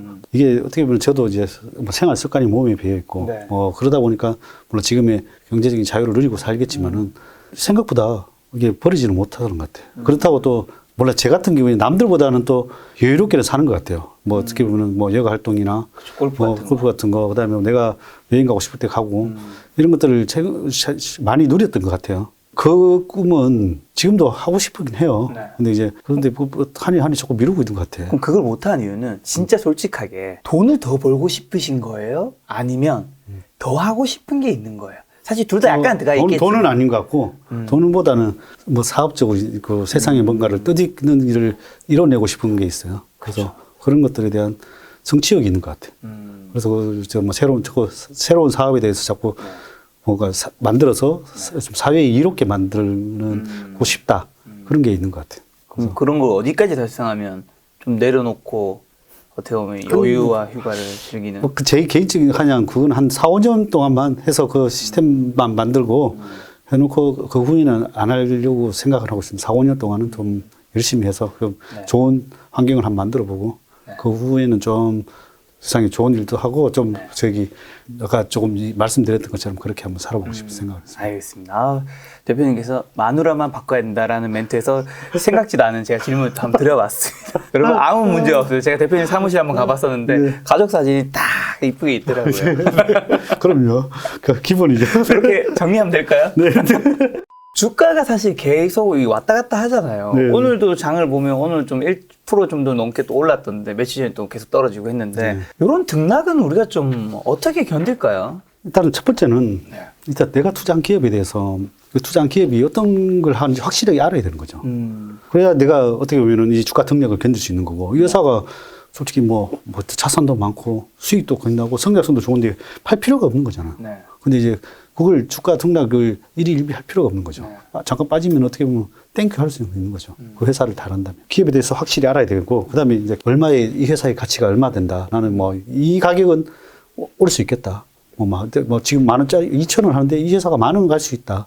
그런 이제 자기 판단이 있어야 되는 거죠. 그래야지 중간에 이 잔파도에서 견뎌낼 수 있는 거죠. 그래서 나는 이 회사가 목표치가 없으면 안 되는 거죠. 나는 이 회사는 보통, 물론 수정이 될 수는 있어요. 중간중간에 이 회사 계속 뭐 수익을 내고 잘 되면은 수정이 될 수 있지만, 이 회사의 가치는, 이 가치는 충분한데 너무 싸다. 그러면 이제 가치 평가를 잘 해야 되는 거예요. 어떻게 보면 기업의 주가는 계속해서 흔들리지만 내가 그 기업을 바라보는 그 관점이 흔들리지 않는 그걸 가져야 된다는 거예요. 네네. 그렇게 하고, 그 다음에 마지막으로 이제 손실을 감내할 수 있는 범위 내에서 투자를 해야 되는 거죠. 그렇게 너무 과도한 레버리지를 쓰면 안 되는 거고. 그럼 그 기업을 잘 알아야 된다는 건데 종합적으로 판단할 때 좀 살펴봐야 될 거 한 뭐 몇 가지 있다면 뭐가 있을까요? 주식 투자할 때 보통 이제 기술적 분석하고 기본적 분석이 있잖아요. 그렇죠. 기술적 분석은 차트라든지 뭐 보는 거고, 뭐 기본적은 뭐 회사의 가치를 보는 거잖아요. 네. 근데 이제 사람들이 이제 주식 투자는 이제 미인대라 그러잖아요. 네. 근데 이제 사람마다 일단 예를 들면 물건을 구매할 때 어떤 사람은 가격을 좋아하는 사람이 있고 가격이 싼 걸 좋아하는 사람이 있고 어떤 사람은 품질만 따지는 사람이 있고 그렇죠. 어떤 사람은 디자인을만 좋은 걸 원하는 사람이 있고 그러나 다 다양하게 있는 거죠. 근데 제가 생각에는 이것들을 종합적으로 판단을 하는 게 좋다고 생각하는 거죠. 그게 한 6가지 기준을 부합하는 것들을 사면 좋겠다는 거죠. 네. 그러니까 예를 들면 뭐 아까 물건 구매할 때 뭐 품질, 가격, 디자인을 다 보듯이 이제 주식을 고를 때는 그다음에 차트 보고 그다음에 어떤 재료가 있는지 보고 그다음에 가치가 어느 정도 되는지를 보고 그다음에 이제 수급이 누가 이렇게 살고 있는지 수급이 좋은지 뭐 기관이 사는지 외국인이 사는지 보고 그다음에 뭐 배당이 얼마나 주는지 그다음에 이제 이 회사가 성장성이 있는지 이런 것들을 보고 투자하는 게 좋습니다. 차트와 재료와 가치와 수급과 배당과 성장성. 수급 측면에서는 개인이 사는 것과 외국인과 기관이 사는 게 있다면 누가 살 때가 조금 더 우리가 좋게 받아들여야 돼요? 정답은 없나요? 정답은 없죠. 보통 기관들이 산다고 해서 꼭 올라가지는 않고 그렇죠. 그것도 뭐 외국인들이 산다고 지속적이 돼야 되는데 그래도 주가적인 측면에서는 좀 어떻게 보면 일정적으로 지속적으로 사는 거는 만약에 고치어서 살 때는 기관들이 좀 유리한 면이 있는 것 같아요. 외국인들은 좀 들쭉날쭉 할 때가 많아서 그래서 뭐 어쨌든 한 종목에 고치어서 사는 거는 기관들이 더 유리하다. 그렇게 보여지고. 그 다음에 이제 물론 뭐 그 개인들도 뭐 이렇게 어떤 뭐 특정 세력들이 이렇게 사는 경우도 있으니까. 그렇죠. 자, 말씀해 주신 6가지 중에 첫 번째가 차트인데 차트에서 사실 많은 분들이 모두가 알고 있는 것 중에 하나가 이제 이동평균선, 이평선이잖아요. 이평선도 제대로 보는 방법이 있다면서요? 네네. 좀 뭔가요? 이동평균선에서 가장 중요하게 봐야 될 거는 일단은 차트가 일단은 모든 이렇게 이평선들이 정배열로 됐을 때가 어쨌든 개인들이 투자하기에는 가장 유리한 것 같아요. 왜냐하면 이렇게 이제 어떻게 보면 수축돼 있을 때 사는 것도 물론 좋아요.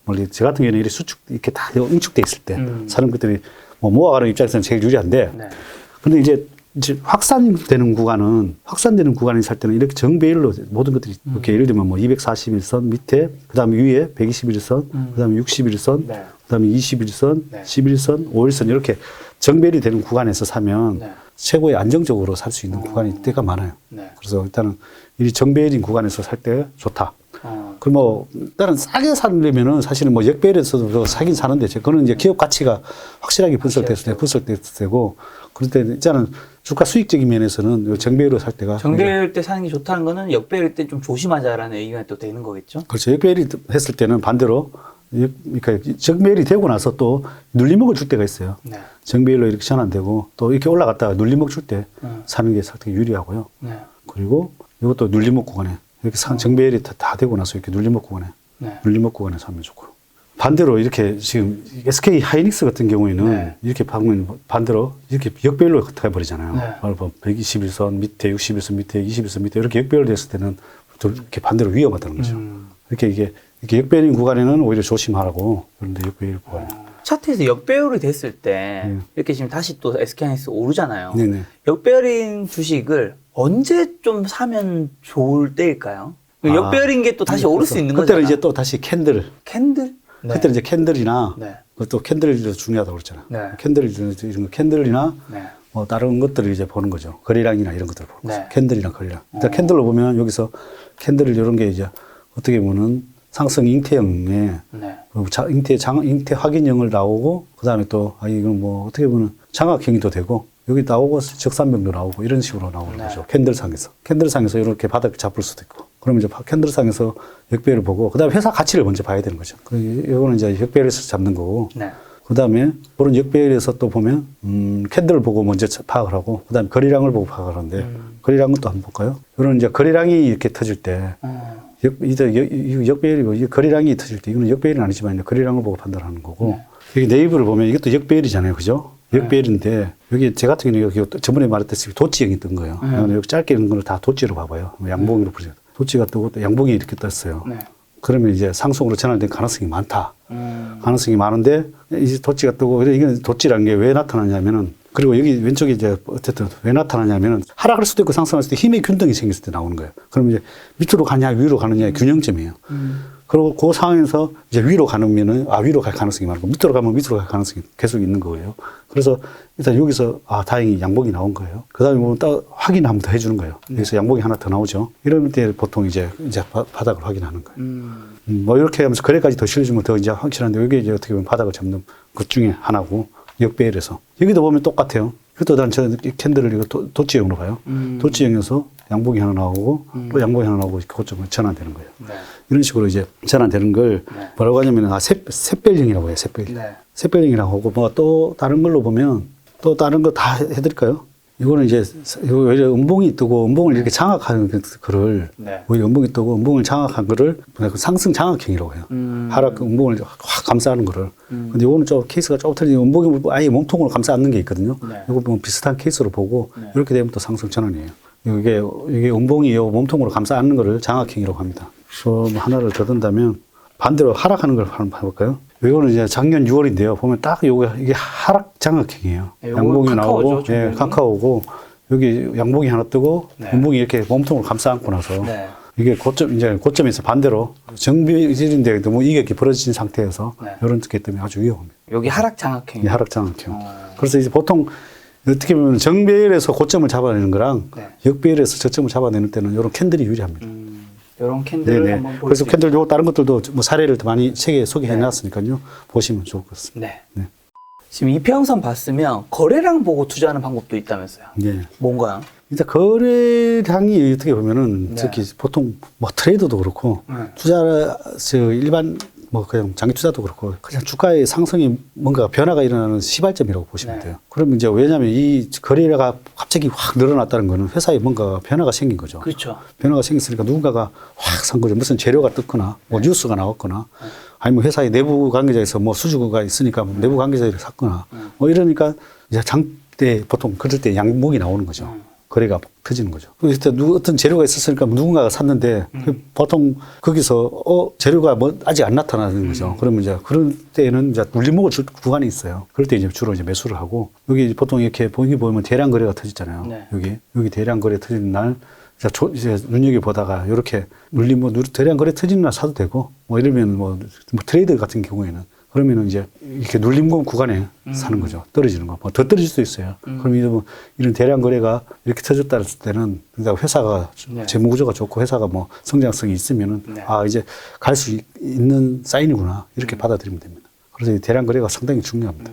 그래서 일단 그리고 대량 거래 터졌다고 뭐 바로 사서 갈 때도 있지만은 또 눌림을 줄 때가 많아요. 눌림목 줄 때 사면 좀 더 싸게 살 수 있는 거죠. 그런 또 요도 대량 거래 터지고 또 눌림목 주고 이렇게 가잖아요. 그 거래량이 정말로 중요하다. 떨어질 때도 마찬가지로 네. 대량 거래 터지고 떨어질 때가 많아요. 그래서 뭐 거래가 안 터지고 떨어지는 경우도 있지만은 대량 거래 터지고 막 이렇게 원봉을 갔다든지 뭐 윗거래가 나온다든지 이런 거 조심해야 되는 거죠. 우리 주식 투자할 때 보면 탑다운으로 하는 경우도 있고 바텀업 할 때도 있는 거잖아요. 네. 어떻게 보면 산업을 읽고 좀 투자를 하는 거는 탑다운인 거 아닌가요? 그렇죠. 산업을 읽고 투자하는 게 탑다운이고. 예. 둘 중에 좀 어느 게 개인 투자한테 좀 맞다고 보세요? 개인 투자. 어떤 방법을 좀 투자해야 될까요? 저는 사실 뭐 탑다운도 쓰고 바텀업도 쓰는데요. 초반에 투자했는 게 탑다운 방식이고. 그쵸? 어째 뭐 바텀업의 예시는 어떤 거죠? 바텀업은 예를 들면 뭐 국일제지라든지 대륙제관이라든지 이런 게 이제 바텀업이죠. 그리고 처음에 투자한 것들은 탑다운 방식이고 예를 들면 뭐 핸드폰 만드는 회사, 네. 그다음에 뭐 LG전자라든가 KTF. KTF 이런 것들은 탑다운 방식으로 한 거고. 네. 그래서 이제 바텀업은 이제 종목 하나만 주기사기 파가지고. 네. 근데 이제 장단점은 탑다운은 일단은 개별 분석에 좀 불리할 수는 있고, 좀 바텀업은 일단은 그 시장이 크게 영향을 안 받을 수 있어요. 시장이 크게 영향을 그렇죠. 안 받고. 저는 뭐 두 가지 다 병행을 해야 되지 않나. 탑다운에서 또 주의해야 되는 거는 이제, 이 트렌드가, 이 산업이 꺾이느냐. 뭐, 아니면 이 트렌드가, 이 시장이 위험하지 않냐. 네. 이런 것들을 이제 만 눈여겨보시고, 그 다음에 이제 어떻게 보면 개별 종목을 또 제대로 파고들면 이런 것도 다 무시해도 됩니다. 이런 거 다 무시하고, 이 종목의 뭐 기업 가치, 뭐 성장성, 아까 때로는 뭐 신사업, 뭐 여러 등등을 대입해가지고 하다 보면은 솔직히 시장이 하락해도 겁이 안 나요. 겁이 안 나고 오히려 뭐 땡큐하고 계속 사모으게 돼요. 본인의 투자 방식이 이제 바텀업으로 투자했으니까. 네네. 그래서 뭐 두 가지 다 병행하는 게 좋다고 생각을 해요. 자, 대표님의 5가지 투자 원칙이 있던데 네. 어떤 건가요? 첫 번째는 네. 일단 대주주의 의지와 지분율을 살펴라. 최대 주주의 의지와 지분율을 살피는 것이다. 네네. 이게 뭐냐면은 대주주가 사실 주식이 올라가기를 의지가 없으면 주가가 아무리 회사가 좋아도 잘 안 올라갈 때가 많아요. 제일 많이 가지신 분이니까. 네. 그리고 대주주가 뭐 또 이익을 뭐 일단은 뭐 많이 내줘야 되잖아요. 그리고 뭐 그런데 예를 들면 뭐 상속 증여라든지 있다든지 이러면은 이익을 좀 안 내겠죠. 네. 그럼 이익을 최대 안 내야 2개월 전, 2개월 후 주가로 상속을 해야 되니까. 네. 그래서 이제 대주주가 의지가 상당히 중요하다. 그리고 대주주가 또 사업을 계속 키우고 또 뭐 이익도 주주들과의 환원 정책이라든지 요즘 그렇게 뭐 지배구조개선 상당히 그 이슈가 많잖아요. 그렇죠. 그래서 어쨌든 대주주들이 좀 이제 좀 많이 바뀌고 있는 것 같아요. 옛날에는 사실 뭐 대주주가 다 자기 회사로 생각하고 뭐 자기 걸로 다 빼먹고 그러다 보니까 뭐 잘못되는 경우들이 종종 있어요. 그런 회사들이 또 주가는 또 잘 안 가죠. 그래서 대주주가 어쨌든 긍정적으로 뭐 주주 가치를 잘 해주는 업체들 네. 투자를 하셔라. 두 번째가 재료가 나올 기업을 네. 주목하라. 어떤 거죠? 일단 주식에서는 대부분 다 이 꿈을 먹고 사는 거잖아요. 네. 근데 꿈을 먹고 사는데 그 재료가 없으면 네. 호재가 없으면 네. 못 올라가더라고요. 그래서 일단은 호재가 있는 종목을 선택하면 아무래도 좀 빠른 수익을 낼 수가 있는 거죠. 책에 보면 긍정적인 재료랑 뭐 부정적인 재료가 있다고 하는데 화면 보시면서 좀 네네. 어떤 걸까요? 일단 긍정적인 재료는 네. 이제 주로 이제 인수합병 뭐 M&A가 되는 거죠. 그다음에 최대 주주가 주식을 사는 거. 그다음에 뭐 실적이 이제 뭐 잘 나오는 거, 최대 실적 나오는 거. 그다음에 회사가 턴어라운드 되는 거. 다섯 번째로 그다음 삼자 배정, 유상증자가 들어오면 좋고. 그다음에 뭐 새로운 신규 사업을 진출한다든지 이러면 네. 호재가 되는 것 같고. 그다음에 그쪽 산업이 호황이 될 때 괜찮은 것 같고. 무상증자를 해주면 또 호재고. 그리고 단일 판매 공급 계약 체결하는 것도 괜찮고. 그다음에 또 유형 자산 취득, 뭐 새로운 공장을 확장하기 위해서 네. 공장을 짓는다든지 이러면 네. 땅을 사는 것들을 그러면 기존의 땅을 팔고 뭐 이로 가면서 기존의 땅에서 매각 차익도 발생할 수 그렇죠, 있고 그렇죠. 뭐 그런 것들이 유형 자산 취득이 또 괜찮고 그다음에 또 자사주 매입도 호재로 작용하고 그다음에 이제 부채를 종이에 상환하는 거 그렇죠. 이런 것도 괜찮고 그리고 때로는 이제 회사가 주가가 많이 올라가면 또 액면분할을 하거든요. 그렇죠. 사실 이거 자체는 뭐 기업의 펀더멘탈에는 뭐 아무 변함은 없지만. 변함은 없지만 사실 무상증자랑 액면분할은 기업의 펀더멘탈에는 변함 없습니다. 네. 없는데 주가로는 긍정적으로 작용할 때가 많습니다. 그리고 오히려 뭐 대형주 같은 경우에는 오히려 네. 팔아야 될 때도 많아요. 반대로 팔아야 될 때도 있어요. 왜냐면 뭐. 네. 그러니까 어쨌든 그거는 이제 만약에 됐을 때, 그 당시에는 호재가 많아요. 된다고 했을 때 당시에는. 되고 나면 또 빠지는 경우도 있습니다. 그리고 이제 공개 매수. 네. 공개 매수하는 거는 이제 내가 비싼 가격에 사주는 거죠. 그리고 이제 뭐 때로는 이제 자사주 가지고 있는 것들을 소각해버리면 아무래도 우리가 이익이 뭐 배당금이나 뭐 회사의 펀더멘탈이 더 좋아지는 거죠. 미국의 글로벌 회사들 이런 걸 많이 하죠. 네, 삼성전자도 뭐 가끔씩 하죠. 네. 하고. 그리고 또 자회사가 상장을 한다든지 이러면 또 회사에는 호재가 되는 거고. 자회사 상장하는 게 회사의 호재인가요? 자회사가 이제 보통 상장하면 호재죠. 어떤 뭐 어떤 뭐 좋은 회사가 상장하면 아무래도 밸류에이션이 이제 커지니까 호재가 되는 거죠. 그 예를 들면 안 좋은 물적 분할을 해서 상장했을 때는 또 뭐 안 좋을 수는 있어요. 네. 안 좋을 수 있는데. 그럼 카카오 같은 경우는요? 그것 때문에 호재로 해서 작년에 좀 많이 올랐잖아요. 카카오뱅크 하면서. 그때가 또 어쨌든 반짝하게 어떻게 보면 그 후로 살짝 고점이었죠. 그래서 상장한 거는 호재로 작용했었죠. 그 다음에 이제 뭐 새로운 특허를 취득했다든지 이런 것도 호재고. 그 다음에 이제 회사 아까 분할하는데 인적 분할은 좀 괜찮아요. 네. 왜냐면 뭐 두 개의 회사가 이렇게 나눠지는 거니까 시청자분들 잘 모르실까봐 내가 좀 쉽게 설명드리면 인적 분할은 사람 인자 이렇게 두 갈래로 나눠지는 거예요. 뭐 50%, 40% 이렇게 뭐 회사가 두 개로 쪼개진다고 보면 돼요. 네. 뭐 50도 아니 60%, 40% 이렇게 쪼개진다든지 50도 50 쪼개진다든지. 물적 분할은 그냥 여기 물이 떨어진다. 바로 밑으로. 물적 분할 물이 떨어진다. 이게 100% 밑으로 자회사로 편입되는 거예요. 이런 거에서 그런 거다. 그리고 회사가 인적 분할되는 경우에는 회사가 두 개가 생기는데 꼭 한 회사가 이익이 나는 경우가 상당히 많아요. 예를 들면 한 개는 뭐 지주회사가 되고 한 개는 뭐가 되고 이렇게 되면서 이제 지주회사보다는 새로운 그 이제 사업회사가 상당히 크게 올라가는 경우들이 종종 있어요. 네. 그래서 둘 중에 하나는 많이 올라가면서 제가 이렇게 인적 분할 회사들은 뭐 적게나도 한 30% 수익을 나더라고요. 보통은 인적 불화보다는 이제 물적 불화를 주가에 좀 안 좋게. 그렇죠. 반대로 이제 부정적인 재료로 이제 네. 물적 분할은 부정적인 재료로 작용하고. 자, 그러면 이제 재료에 좀 부정적인 재료는. 부정적인 재료는 이제 뭐 영업 환경이 악화되고 실적이 안 좋은 네. 거죠. 그다음에 이제 정부 정책이 이제 적대적으로 우리 회사가 안 좋게 변하는 거고. 규제가 많아지는 거. 뭐 최근에 뭐 카카오도 어떻게 보면 규제가 되면서 그렇죠. 지금 그 부정적으로 작용하는 거죠. 네. 그리고 또 뭐 회사가 자본 잠식이 되는 거죠. 네. 그럴 때 아주 안 좋은 거고. 그다음에 이제 회사가 잦은 신주 인수권을 막 잦은 시비를 발행한다든지 이러면은 이제 회사에 어쨌든 다 그 시비라는 게 부채로 작용하니까 네. 또 안 좋게 작용을 하고. 그다음에 신주 인수권들은 결국은 행사가 할 때마다 네. 이제 주가에는 이제 부정적으로 행사를 할 때마다 어떻게 보면 회사의 자본금이 정액이 되는 거니까 좀 부정적으로 작용을 하고 있는 거고요. 그다음에 이제 무상 감자. 그래서 예를 들면 이제 회사가 안 좋으니까 이제 아까 자본 잠식이니까 무상 감자에서 할 때는 이제 내 회사 가치가 확 줄어드는 거예요. 그리고 나서 뭐 보통 정자가 들어오니까 나의 자본 가치가 희석이 돼 버리는 거죠. 그래서 별로 안 좋은 거고. 그리고 또 자사주 처분. 자사주를 이제 회사 자사주를 이제 처분할 때 근데 자사주 처분과 지금 오른쪽에 있는 긍정에 있는 자사주 매입과 자사주 소각과 있잖아요. 네네. 자사주 소각과 처분은 뭐가 다른 거예요? 처분은 이제 딴 사람한테 이제 파는 거죠. 이제 시중에 이제 매물로 나오는 거죠. 자사주를 회사에 가지고 있으면은 회사에 이걸 빼고 회사에 이제 어떻게 보면은 이거는 자사주를 가지고 있기 때문에 다 회사로 다 돌아가는 배당도 이게 다 돌아가는 거고 회사에 다 돌아가는 거잖아요. 이거는 어떻게 보면 지분에서 빼야 되는 거죠. 근데 이걸 돌았다는 거는 정자된 거랑 똑같은 거죠. 정자된 거. 약간 단어는 뭔가 처분 소각 좀 비슷해 보일 수 있는데. 물론 또 그래서 처분이 또 긍정적으로 작용할 때도 있어요. 왜냐하면 이걸 우호 지분한테 긍정적으로 이렇게 누구한테 넘겼을 때 뭐 긍정적으로 작용할 때도 있어요. 지금 이게 부정과 긍정이 있다고 해서 반드시 그쪽은 아닐 수 반드시는 있다. 아닙니다. 예, 호재로 작용할 때도 그럴 있어요. 확률이 높다는 거죠. 확률이 높다는 거죠. 네. 그다음 관리 종목. 그다음에 관리 종목 지정되면 안 좋은 거고. 네. 그리고 이제 또 이제 회사가 적립 매매 때는 뭐 적립이 들어가면 거의 뭐 상패니까 네. 안 좋은 거고. 그다음에 이제 공매도가 많아지면 공매도가 많아지면 어쨌든 공매도를 했다는 자체는 벌써 어떻게 보면 스마트한 사람들이 벌써 내용을 알고 있다 해서 공매도를 산 거죠. 네. 그거는 뭐 어쨌든 그 공매도를 칠 수 있는 사람들은 우리보다도 다 선수들일 거 아니에요. 일반인들이 할 수 있는 상황은 아닙니다. 공매도가 많으면 조심해야 되고. 그다음에 주주배정 증자, 유상증자하면 일단 주가는 폭락합니다. 왜냐하면 일반 주주들은 주주배정 증자에 돈을 참여하는 걸 싫어합니다. 그리고 그래서 대주주가 직접 넣어주기를 주주주면 오히려 호재로 작용하고 네. 주주배정 증자하면 이제 악재로 작용합니다. 네.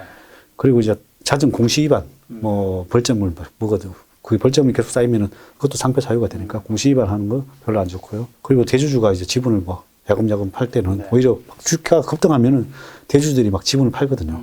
그럴 때는 거의 좀 상투일 때가 많아요. 조심해야 되고. 그 다음에 이제 주식 담보 계약 체결 이런 것들이 많으면 안 좋고. 최근에 오스템 임플란트. 이거 참 큰일인데. 네.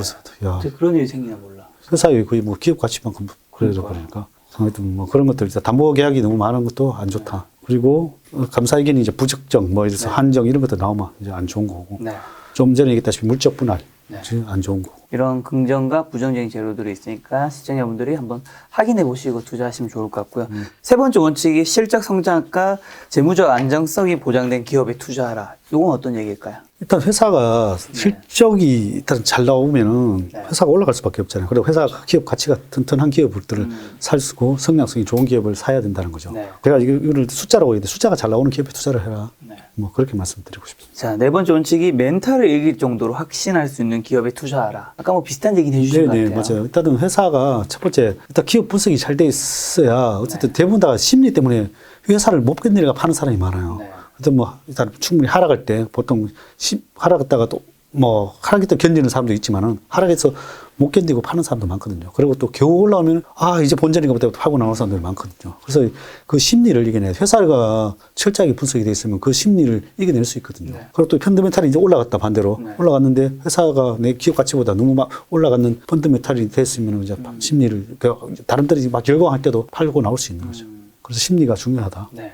그리고 마지막으로 이제 차트. 차트는 이제 기술적 분석으로 이제 회사에 좀 더 싸게 사고. 아까 좀 전에 뭐 차트를 여러 가지 대입하면 싸게 사고 그렇죠. 좀 적당한 시점에 들어갈 수가 있잖아요. 그래서 차트가 잘 보고 투자하면 네. 싸게 사고 비싸게 파는데 유리하다. 그래서 내가 이거를 큰 울이 들어오게 만드는 비법으로 해가지고 네. 큰 들이 들어오게 심자 해서 대재수.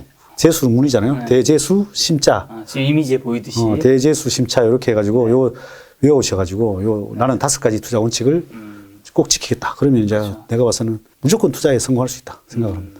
무조건? 거의 무조건입니다. 무조건. 이대로만 하시면 무조건입니다. 그렇죠. 돈을 잃기는 또 쉽지 않겠죠. 네, 연도가 맞습니다. 잘 네, 돼 있다면.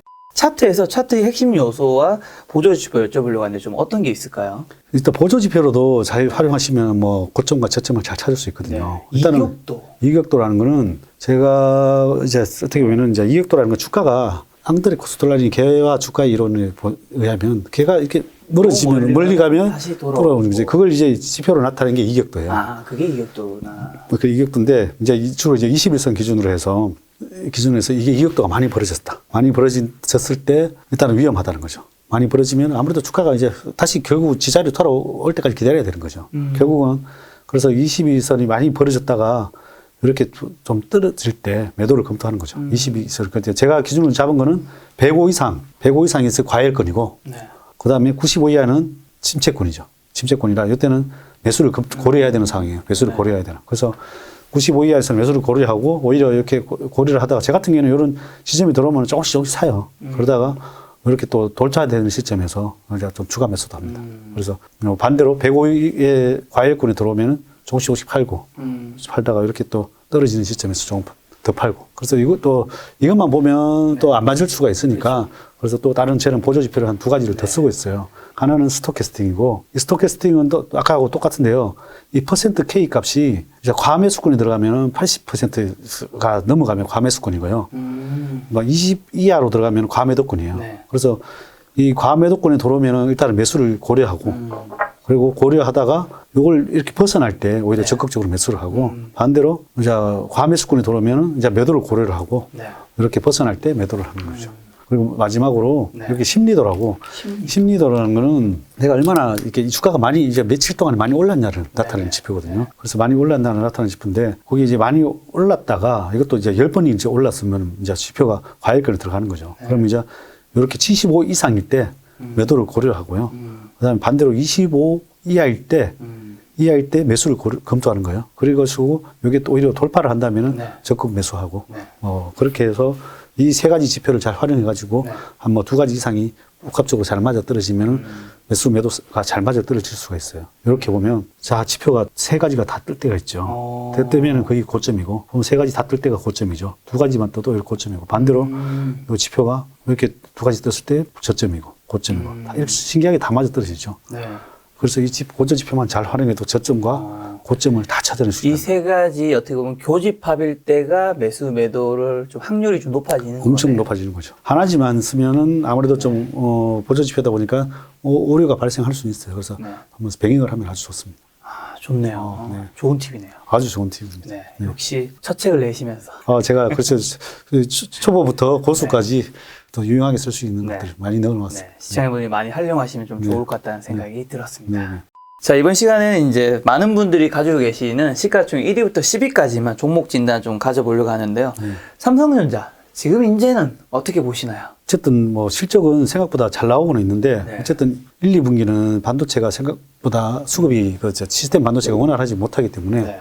뭐 물론 전자제품이나 또 반도체 이제 메모리 반도체가 따라가는 수 있다 그랬잖아요. 시스템 반도체랑. 그래서 그게 정설이 되는 시점이 하반기이기 때문에 결국 모든 게 연동이 돼 있다. 그래서 결국은 얘도 하반기 돼야지 실적이 좀 잘 나올 수 있다. 그렇게 보여지고 일단은 차트성으로 봤을 때는 또 지금 아직 채널형이고 박스권에 있다고 봐야 돼요. 제가 보면 지금 이 상태에 있고 네. 저점과 이 상태에서 지금 거의 횡보 구간에 있는 거고 이 구간에 있는데 저점을 깼다가 다시 보면 이 구간에 있다고 보죠. 네. 근데 이제 길게 봐서는 주봉으로 보면 이제 박스권 이 채널 제가 봐서는 채널에 있다고 봐야 되죠. 이렇게 지금은 요 점을 살짝 깼다가 들어왔고 요거가 95,000, 96,000원부터 거의 7만 원 전후가 박스권에 있고 중심은 8만 원 전후로 보여요. 이게 어떻게 보면 뭐 저항선을 작용하는 거죠. 네.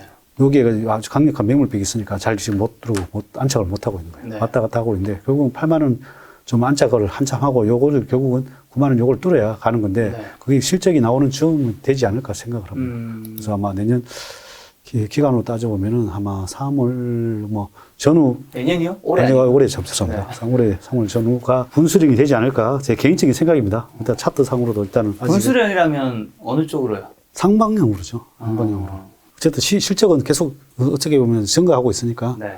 그래서 뭐 어쨌든 하반기에는 더 잘 나올 수밖에 없는 구조이기 때문에 두 번째는 그러면 SK 하이닉스. SK 하이닉스도 똑같다고 봐야 되겠죠. 반도체가 수급이 일단은 이것도 지금 그래도 얘는 뭐 삼성전자보다는 차트가 좋은데요. 네. 얘도 지금 여기 채널형에 지금 갇혀가지고 있고요. 9만 원대에서 이렇게 갇혀가지고 있고, 요 중심선은 한 11만 원 정도 되겠네요. 네. 이렇게 갇혀가지고 있고, 그래도 얘는 이제 하락 추세에서 상승 추세로 일단은 전환을 했어요. 이렇게 하락 추세에서 다시 이제 상승 추세로 이렇게 전환을 하고 있어서 있는데, 일단은 요게 지금 요거는 제가 생각에는 15만 원 결국 뚫어야지 결국은 이제 다음 신고가를 올리러 가는데, 요걸 뚫으려면은 뭐 비슷하게 실적으로 나올 한 3개월에서 전후니까 뭐 빨리 나오면은 네. 지금부터 나올 수 있는데 근데 수급이 꼬여 있잖아요. 수급이라는 게 외국인, 기관, 개인 자금 다 수급이 꼬여 있으니까 네. 제가 봐서는 이거 쉽지 않다. 그래서 하반기 정도 돼야지 그 수급이 지금 일단은 올 상반기에는 뭐 대어들이 뭐 다 나오지. 대어들이 뭐 IPO 하지 이러니까 일단은 그러다가 외국인 기관이 사줘야 되는데 지금 외국인 기관들은 사실 지금 여력이 없고요. 네. 외국인들이 사줘야 되는데 지금부터 환율이 오히려 떨어져야 있는 환율이 지금 이런 상황이고 그래서 지금 현재는 일단 녹록지 않은 상황이다. 그렇게 보여집니다. 아, 시가총액 3위 삼성바이오로직스. 야, 원래 시가총액 3위는 네이버라든가 아니면 그전에는 카카오 인시저도 있었는데 올라왔네요, 많이. 그러네요. 많이 올라왔고 얘도 어떻게든 뭐 지금 박스권에 있네요. 계속 박스권에 있고 지금 여기서 80만 원에서 뭐 100만 원 사이 박스권에서 90만 원이 중심선으로 계속 요 중심 하단에서 계속 놀고 있네요. 네. 하단에서 놀고 있고 여기서 일단 또 상승 추세를 또 벗어나놨네요. 이게 잠깐 상승 추세로 가다가 이 고점을 결국은 못 뚫고 다시 내려왔습니다. 어쨌든 쟤는요, 일단 80만 원에서 뭐 90만 원, 100만 원 사이에서 계속 놀다가 네. 결국은 실적이 이제 많이 증가가 되고 있으니까 뭐 실적이 이제 지금 펀드메탈하고는 사실은 괴리는 좀 많이 있다고 생각을 해요. 그래서 좀 이익이 좀 더 많이 나야 이게 결국은 벗어나지 않을까 생각을 합니다. 아직은 뭐 이렇게 이익이 상당히 급증을 해야 되겠죠. 근데 지금 현재는 뭐 이익은 많이 급증하고 있더라고요. 근데 이제 워낙 펀드멘탈이 높으니까 시총이 50조인데 결산으로 보면 이익은 지금 작년까지는 3천억 정도 나왔고 올해는 또 예상을 해보면 올해는 많이 났네요. 올해는 거의 뭐 조단위까지 나겠네, 잘하면. 네. 조단위 나니까 그래도 PER로 따지면 60배잖아요. 아니 50배니까 일단 멀티플은 생각보다 좀 비싸다. 그러나 뭐 바이오들은 원래 워낙 많이 씌워주니까. 네. 그런데 이게 이제 막 내년이나 후내년 되면은 뭐 2조, 3조 대 이익이 날 수 있겠죠. 그러면 이제 괴리율이 많이 좁아지겠죠. 자, 원래 3위였던 네이버. 요즘 좀 많이 안 좋죠. 네이버는 지금 시가총액이 55조인데요. 네. 일단 현재 보면 1년에 그래도 한 내년 1조 1천억, 1조 2천억에서 벌고 있고 네. 이게 매출액은 계속 성장을 하는데 네. 분기별로 한번 볼까요? 분기별로도 그렇게 작년보다 그렇게 급성장을 못 하고 있네요. 그래서 보면은 이것도 또 다 합쳐봐야 1조대 이익이고. 네. 그래서 일단은 이익이 좀 더 성장을 해야 되는데 어쨌든 얘는 이제 해외에도 많이 뭐 투자를 하고 이렇다 보니까 어쨌든 실적이 좀 더 나오는 시점에서 기업이 턴드 되지 않을까. 네. 그렇게 생각하고 차트를 한번 봐드릴게요. 차트로는 지금 현재는 이렇게 지금 하락 추세 중에 있어요. 역배열 가고 있는 거 아닌가요? 역배열로 가고 있죠. 아주 모양은 안 좋네요. 역배열로 가고 있고 여기가 어떻게 보면 30만 원대가 강력한 어떻게 보면은 지지선으로 지지선이죠.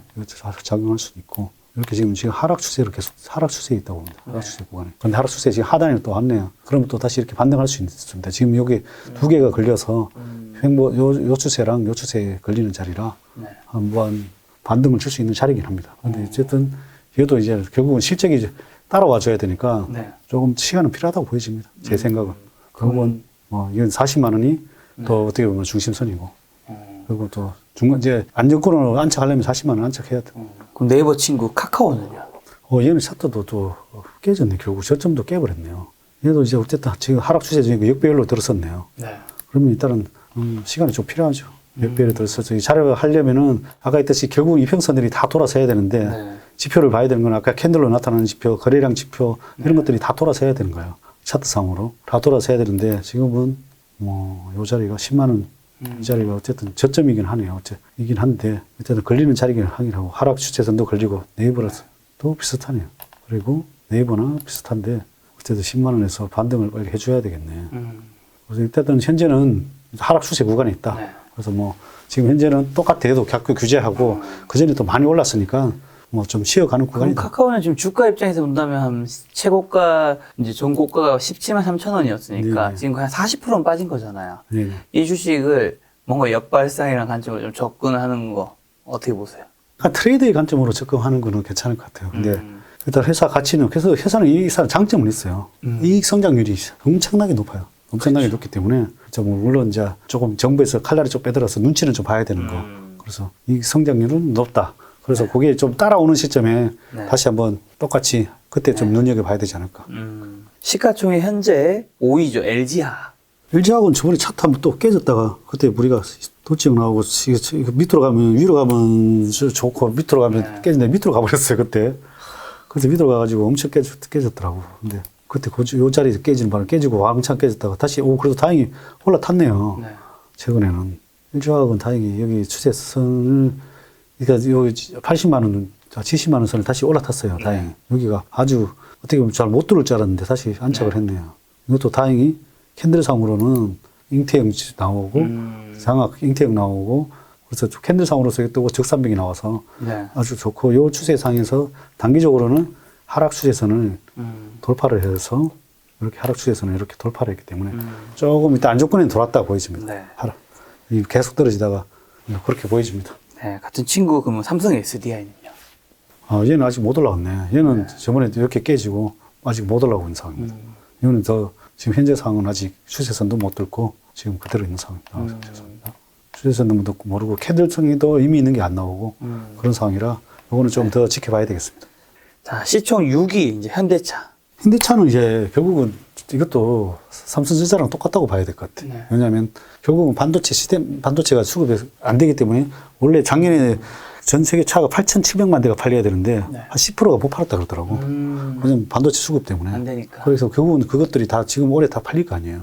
그러면 이제 하반기는 다 해소가 되니까 네. 그러면 하반기 때 이제 엄청나게 이제 이익으로 많이 올라올 가능성이 많죠. 그래서 얘도 또 삼성전자랑 똑같이 접근해서 좀 쌀 때 계속 사모아 놓으시면 괜찮을 것 같아요. 그럼 같은 그쪽인 기아는요? 이것도 차트상으로 한번 보면은 이렇게 지금 저점에서 23, 4만 원이 중심선이고 18, 9만 원이 뭐 저항선이고 네. 28만 9천 원, 29만 원 요것 뚫으면 이제 또 새로운 시대가 열리는 거고 기아는 그래도 더 오히려 이게 보면은 차트가 오히려 깃발령에서 뚫으려고 하고 있는 차트래요. 네. 기아는 차트상으로는 오히려 현대차보다는 조금 더 유리하게 돼 있네요. 중심선이 이렇고 또 뭐 내용은 똑같죠. 내용은 뭐 현대차랑 똑같이 네. 보시면 될 것 같습니다. 자, 마지막 시총 12종목. 와, 이 종목이 올라왔네요. 포스코. 포스코가 요새- 오히려 그게 저번에도 한번 소개했는데 그게 상승한 것 같아요. 포스코 올라온 건가요? 아니면 다른 종목이 떨어진 건가요? 다른 종목은 떨어지고 포스코는 이제 오히려 이렇게 오히려 역배열에서 다시 이제 얘도 잉태형 나오고 네. 장학형 나오고 이렇게 올라가려는 추세네. 올라가려는 추세고 어쨌든 얘도 하락 추세에서 벗어났네요. 하락 추세에서 벗어나고 이평선도 다시 정폐로 만들어가고 네. 있고 121선이 물론 저항으로 작용을 하고 있지만 네. 그리고 또 저번에 말씀드렸다시피 제품이 네. 뭐 자동차도 잘 나가고 가전제품도 잘 나가고 모든 것들이 잘 나가면 조선도 잘 나가고 결국은 철강 가격이 좋아질 수밖에 없잖아요. 그렇죠. 그래서 이건 전방위적 산업적으로 지금 다 잘 되고 있기 때문에 얘는 뭐 그리고 또 그런 이 금리 인상기에 보통 이런 가치주들이 결국 많이 올라가요. 그래서 제가 봐서는 포스코는 나쁘지 않나 보이네요. 지금까지 시총 12위까지 삼성전자, SK하이닉스, 삼성바이오로직, 네이버, LG화학, 현대차, 카카오, 삼성, SD, 기아, 포스코를 다뤘는데 워낙 큰 종목이니까 편하게 여쭤보면 이 중에서는 그래도 올해는 좀 어느 게 좀 제일 괜찮게 보세요? 이 10개 종목에서만요. 저는 포스코랑 포스코 올해는 뭐 삼성전자 그리고 현대차도 뭐 세 가지 다 괜찮을 것 같아요. 이 세 가지 꼽으신 이유는 다 이제 업황들이 이제 좋아지니까 내년이 아니지 올해 하반기는 좋아지니까. 그 뜻은 반도체라든가 자동차 이런 쪽 자체를 좀 섹터 자체를 좀 좋게 보신 부분도 있겠네요. 그렇죠. 예. 저는 만약에 대형주 중에 한다면 그 세 개 보겠습니다. 자, 책에 보면 주식을 사업이라고 생각하자라는 멘트가 있던데 네. 어떤 마음으로 투자해야지 주식 시장에서 어떻게 보면 대표님은 지금까지 살아남으신 거잖아요. 네네. 사실 오랫동안 살아남는 게 참 쉽지 않을 텐데 네네. 어떻게 살아남을 수 있을까요? 사업은 사실은 이게 어떻게 보면 목숨 걸고 해야 해도 성공할까 말까 하는 그렇죠, 거거든요. 그렇죠. 거의 100개 중에 하나 살아남을까? 맞아. 사실 폐업률도 엄청 높잖아요. 그렇죠. 저는 사업이랑 비교하고 싶은 게 예를 들면 뭐 옛날로 따지면 왕. 거의 뭐 예를 들면 뭐 진짜 목숨 내놓고 언제든지 뭐 독살 당할 수도 있고 쿠데타가 그렇죠. 일어날 수도 있고 그렇죠, 뭐 그렇죠. 죽을 수도 있는 거고 그리고 또 그걸 빼들어야지 내가 왕이 되는 거고 뭐 대통령도 어떻게 보면 비슷할 수도 있죠. 뭐 거의 목숨 내놓고 해야 되는 거고 그다음에 동물의 세계도 비슷한 것 같아요. 동물의 세계에도 그래서 내가 어떻게 보면 그게 왕이 되기 위해서는 네. 거의 내가 그 상대편을 죽이지 않으면 내가 그 리더가 못 되잖아요. 네. 그 나는 세 가지 거의 공통점이 있다고 생각을 해요. 그래서 이 사업은 진짜 목숨을 걸고 해도 실패할 확률이 많다. 네. 그런데 이 주식 투자를 사업한다고 생각을 하고 투자를 한다면은 왜냐하면 망할 수 있다고 생각을 해요.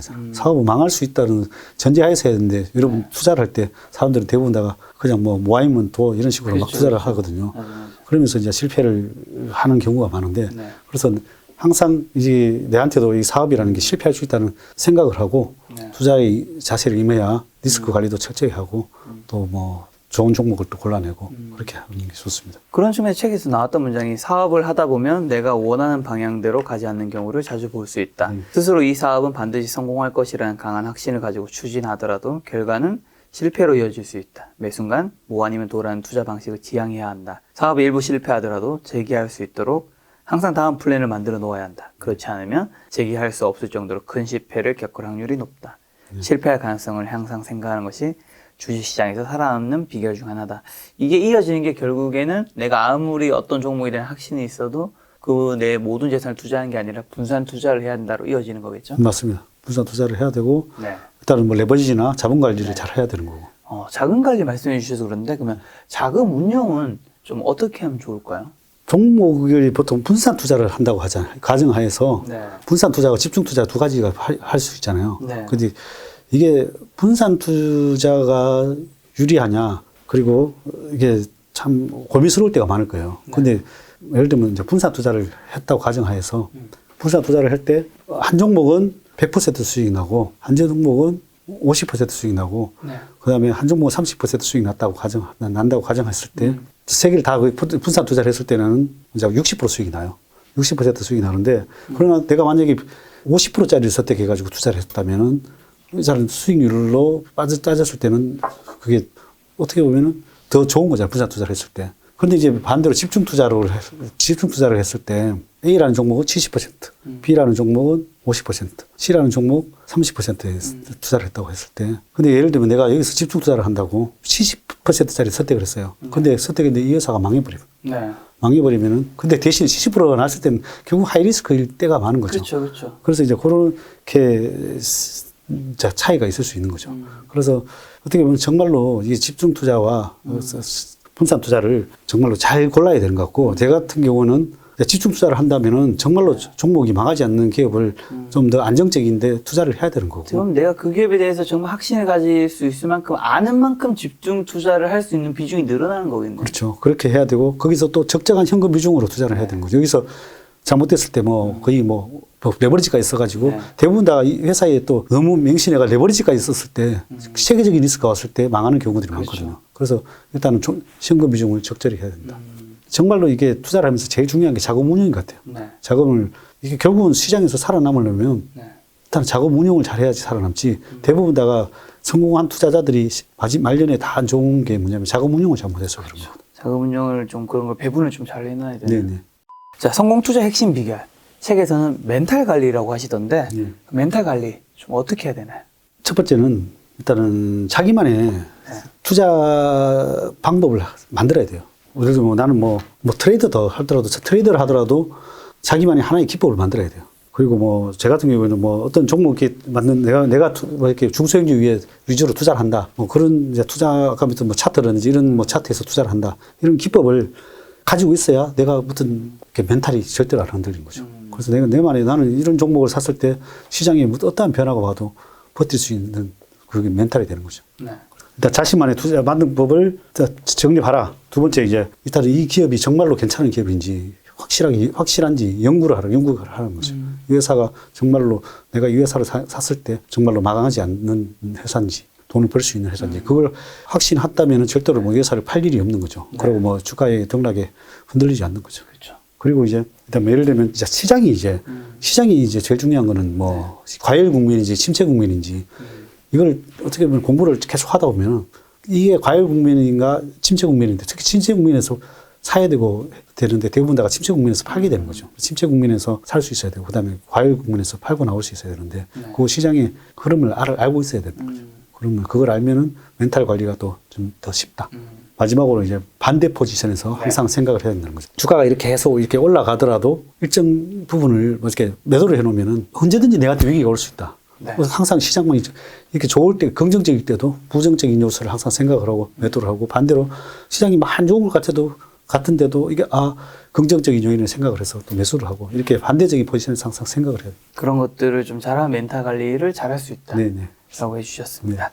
자, 주식시장은 조급한 사람, 스스로 무엇인가를 해야만 하는 사람에게 돈을 빼앗아서 스스로 무력함을 인정하고 인내심을 갖고 기다리는 투자자에게 수익을 안겨준다라는 멘트가 있던데 네네.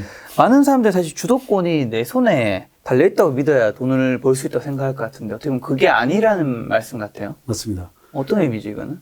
제 책에 여기 보면 하나 적어놨어요. 얘가 혹시 일부러 사인을 앞에다 적어놨어요. 하나 적어놨습니다. 이렇게. 네. 뭐라고 적어놨냐면 이게 사인 겸 기다리지 못하는 자의 부가 기다리는 자에게 이전된다. 행복하시고 건강하시고 대박 나세요. 이게 사실 결국은 네. 이게 대부분 다가 이 조바심 때문에 대부분 다 수익을 극대화로 못 내는 그렇죠. 거거든요. 회사의 펀더멘탈을 잘 알고 회사의 가치를 분석을 했으면 그것까지 견뎌내야 되는데 못 견뎌내는 거죠. 뭐 아까도 얘기했다시피 여러 가지가 다 들어가지만 뭐 엉덩이로 투자하라도 있는 거고 내가 어떻게 성공했냐면 다 기다려서 아까 뭐 텐백은 종목들 그냥 1, 2년에 오른 게 아니거든요. 네. 3, 4년 이렇게 거쳐서 올라가는데 그거를 대부분 다 못 견뎌내는 거죠. 그래서 그걸 견뎌내려면은 일단 엉덩이를 무겁게 기다려야 되는데 대부분 사람들은 참다가 결국은 내 이익 조금 났을 때 대부분 다 조바심을 팔고 나오는 거죠. 네. 그래서 결국은 기다리지 못하는 자가 결국은 기다리는 자에게 부가 이전되는 거죠. 그거를 기다리려면 내가 수업 많은 공부를 해야 되는 거겠네요. 그렇죠. 공부도 하고 그다음에 경험도 하고 네. 아니면 경험을 통한 그 자료를 뇌에 익혀놓는 거죠. 네. 그러다 뇌색임을 해놓으면 그러면 나는 이런 종목이 다루면 무조건 살래 이렇게 두시면 됩니다. 그렇죠. 그런 경험을 쌓기 전에 사실 또 어느 정도 내가 기본을 쌓아야 되잖아요. 그렇죠. 그 기본을 쌓는데 투자를 잘한다는 거 보신다면 저는 뭐 많은 분들이 배진환 대표님 주식 투자 경력 몇 년 되시죠? 한 23, 4년? 네, 23, 4년의 경험을 어떻게 보면 한 권을 좀 압축을 한 거잖아요. 이 한 권을 본다고 해서 23, 4년을 다 가져갈 수는 없겠지만 그래도 그걸 좀 빠르게 익힐 수 있다고 생각하는데 많은 분들이 이 책 보시면 좀 도움 될 거라 생각하고요. 또 김작가 TV에는 이제 사실 대표님과 제가 연을 맺은 지는 한 2년 된 것 같아요. 코로나 때 이제 2020년 때 뵙고 21년 지금 이제 22년이니까 맞네요. 횟수로는 이제 3년 차인데 한 안지는 2년 정도 가까이, 1년 반, 2년 정도 된 것 같은데, 윤작가 TV 시청자분들에게 또 마지막 올해 그 새해 인사랑, 그 다음에 좀 올해 주식시장 어떻게 좀 대응하면 좋은지만 말씀해 부탁드립니다. 범띠해죠. 호랑이인데 여러분들도 이렇게 호랑이 기상으로 일단 뭐 승승장구 하시기를 기원 드리고요. 시장은 뭐 좋을 수도 있고 나쁠 수도 있어요. 그러나 정말로 내가 좋은 주식을 골라서 투자하시면은 솔직히 뭐 이런 것도 금방 지나간다고 보여져요. 주식이 또 올라갈 때 되면 또 언제 그랬냐는 또 올라가니까 또 종목만 잘 선정하시고 투자를 잘 하시면 그 수익 낼 수 있다고 생각을 합니다. 이런 장에서도 다 올라가는 주식들 다 나오니까요. 네. 뭐 요즘 오미크론도 뭐 확산되고 있던데 어쨌든 건강하시고 직장 뭐 승진 뭐 여러 가지 여러분들 다 잘 되시길 빌겠습니다. 알겠습니다. 오늘 만남의 손님은 슈퍼개미 배지한 대표님이었습니다. 지금까지 여러분 소중한 시간 함께 해주셔서 정말 감사합니다. 오늘도 김 작가였습니다. 고생 많으셨습니다. 고맙습니다.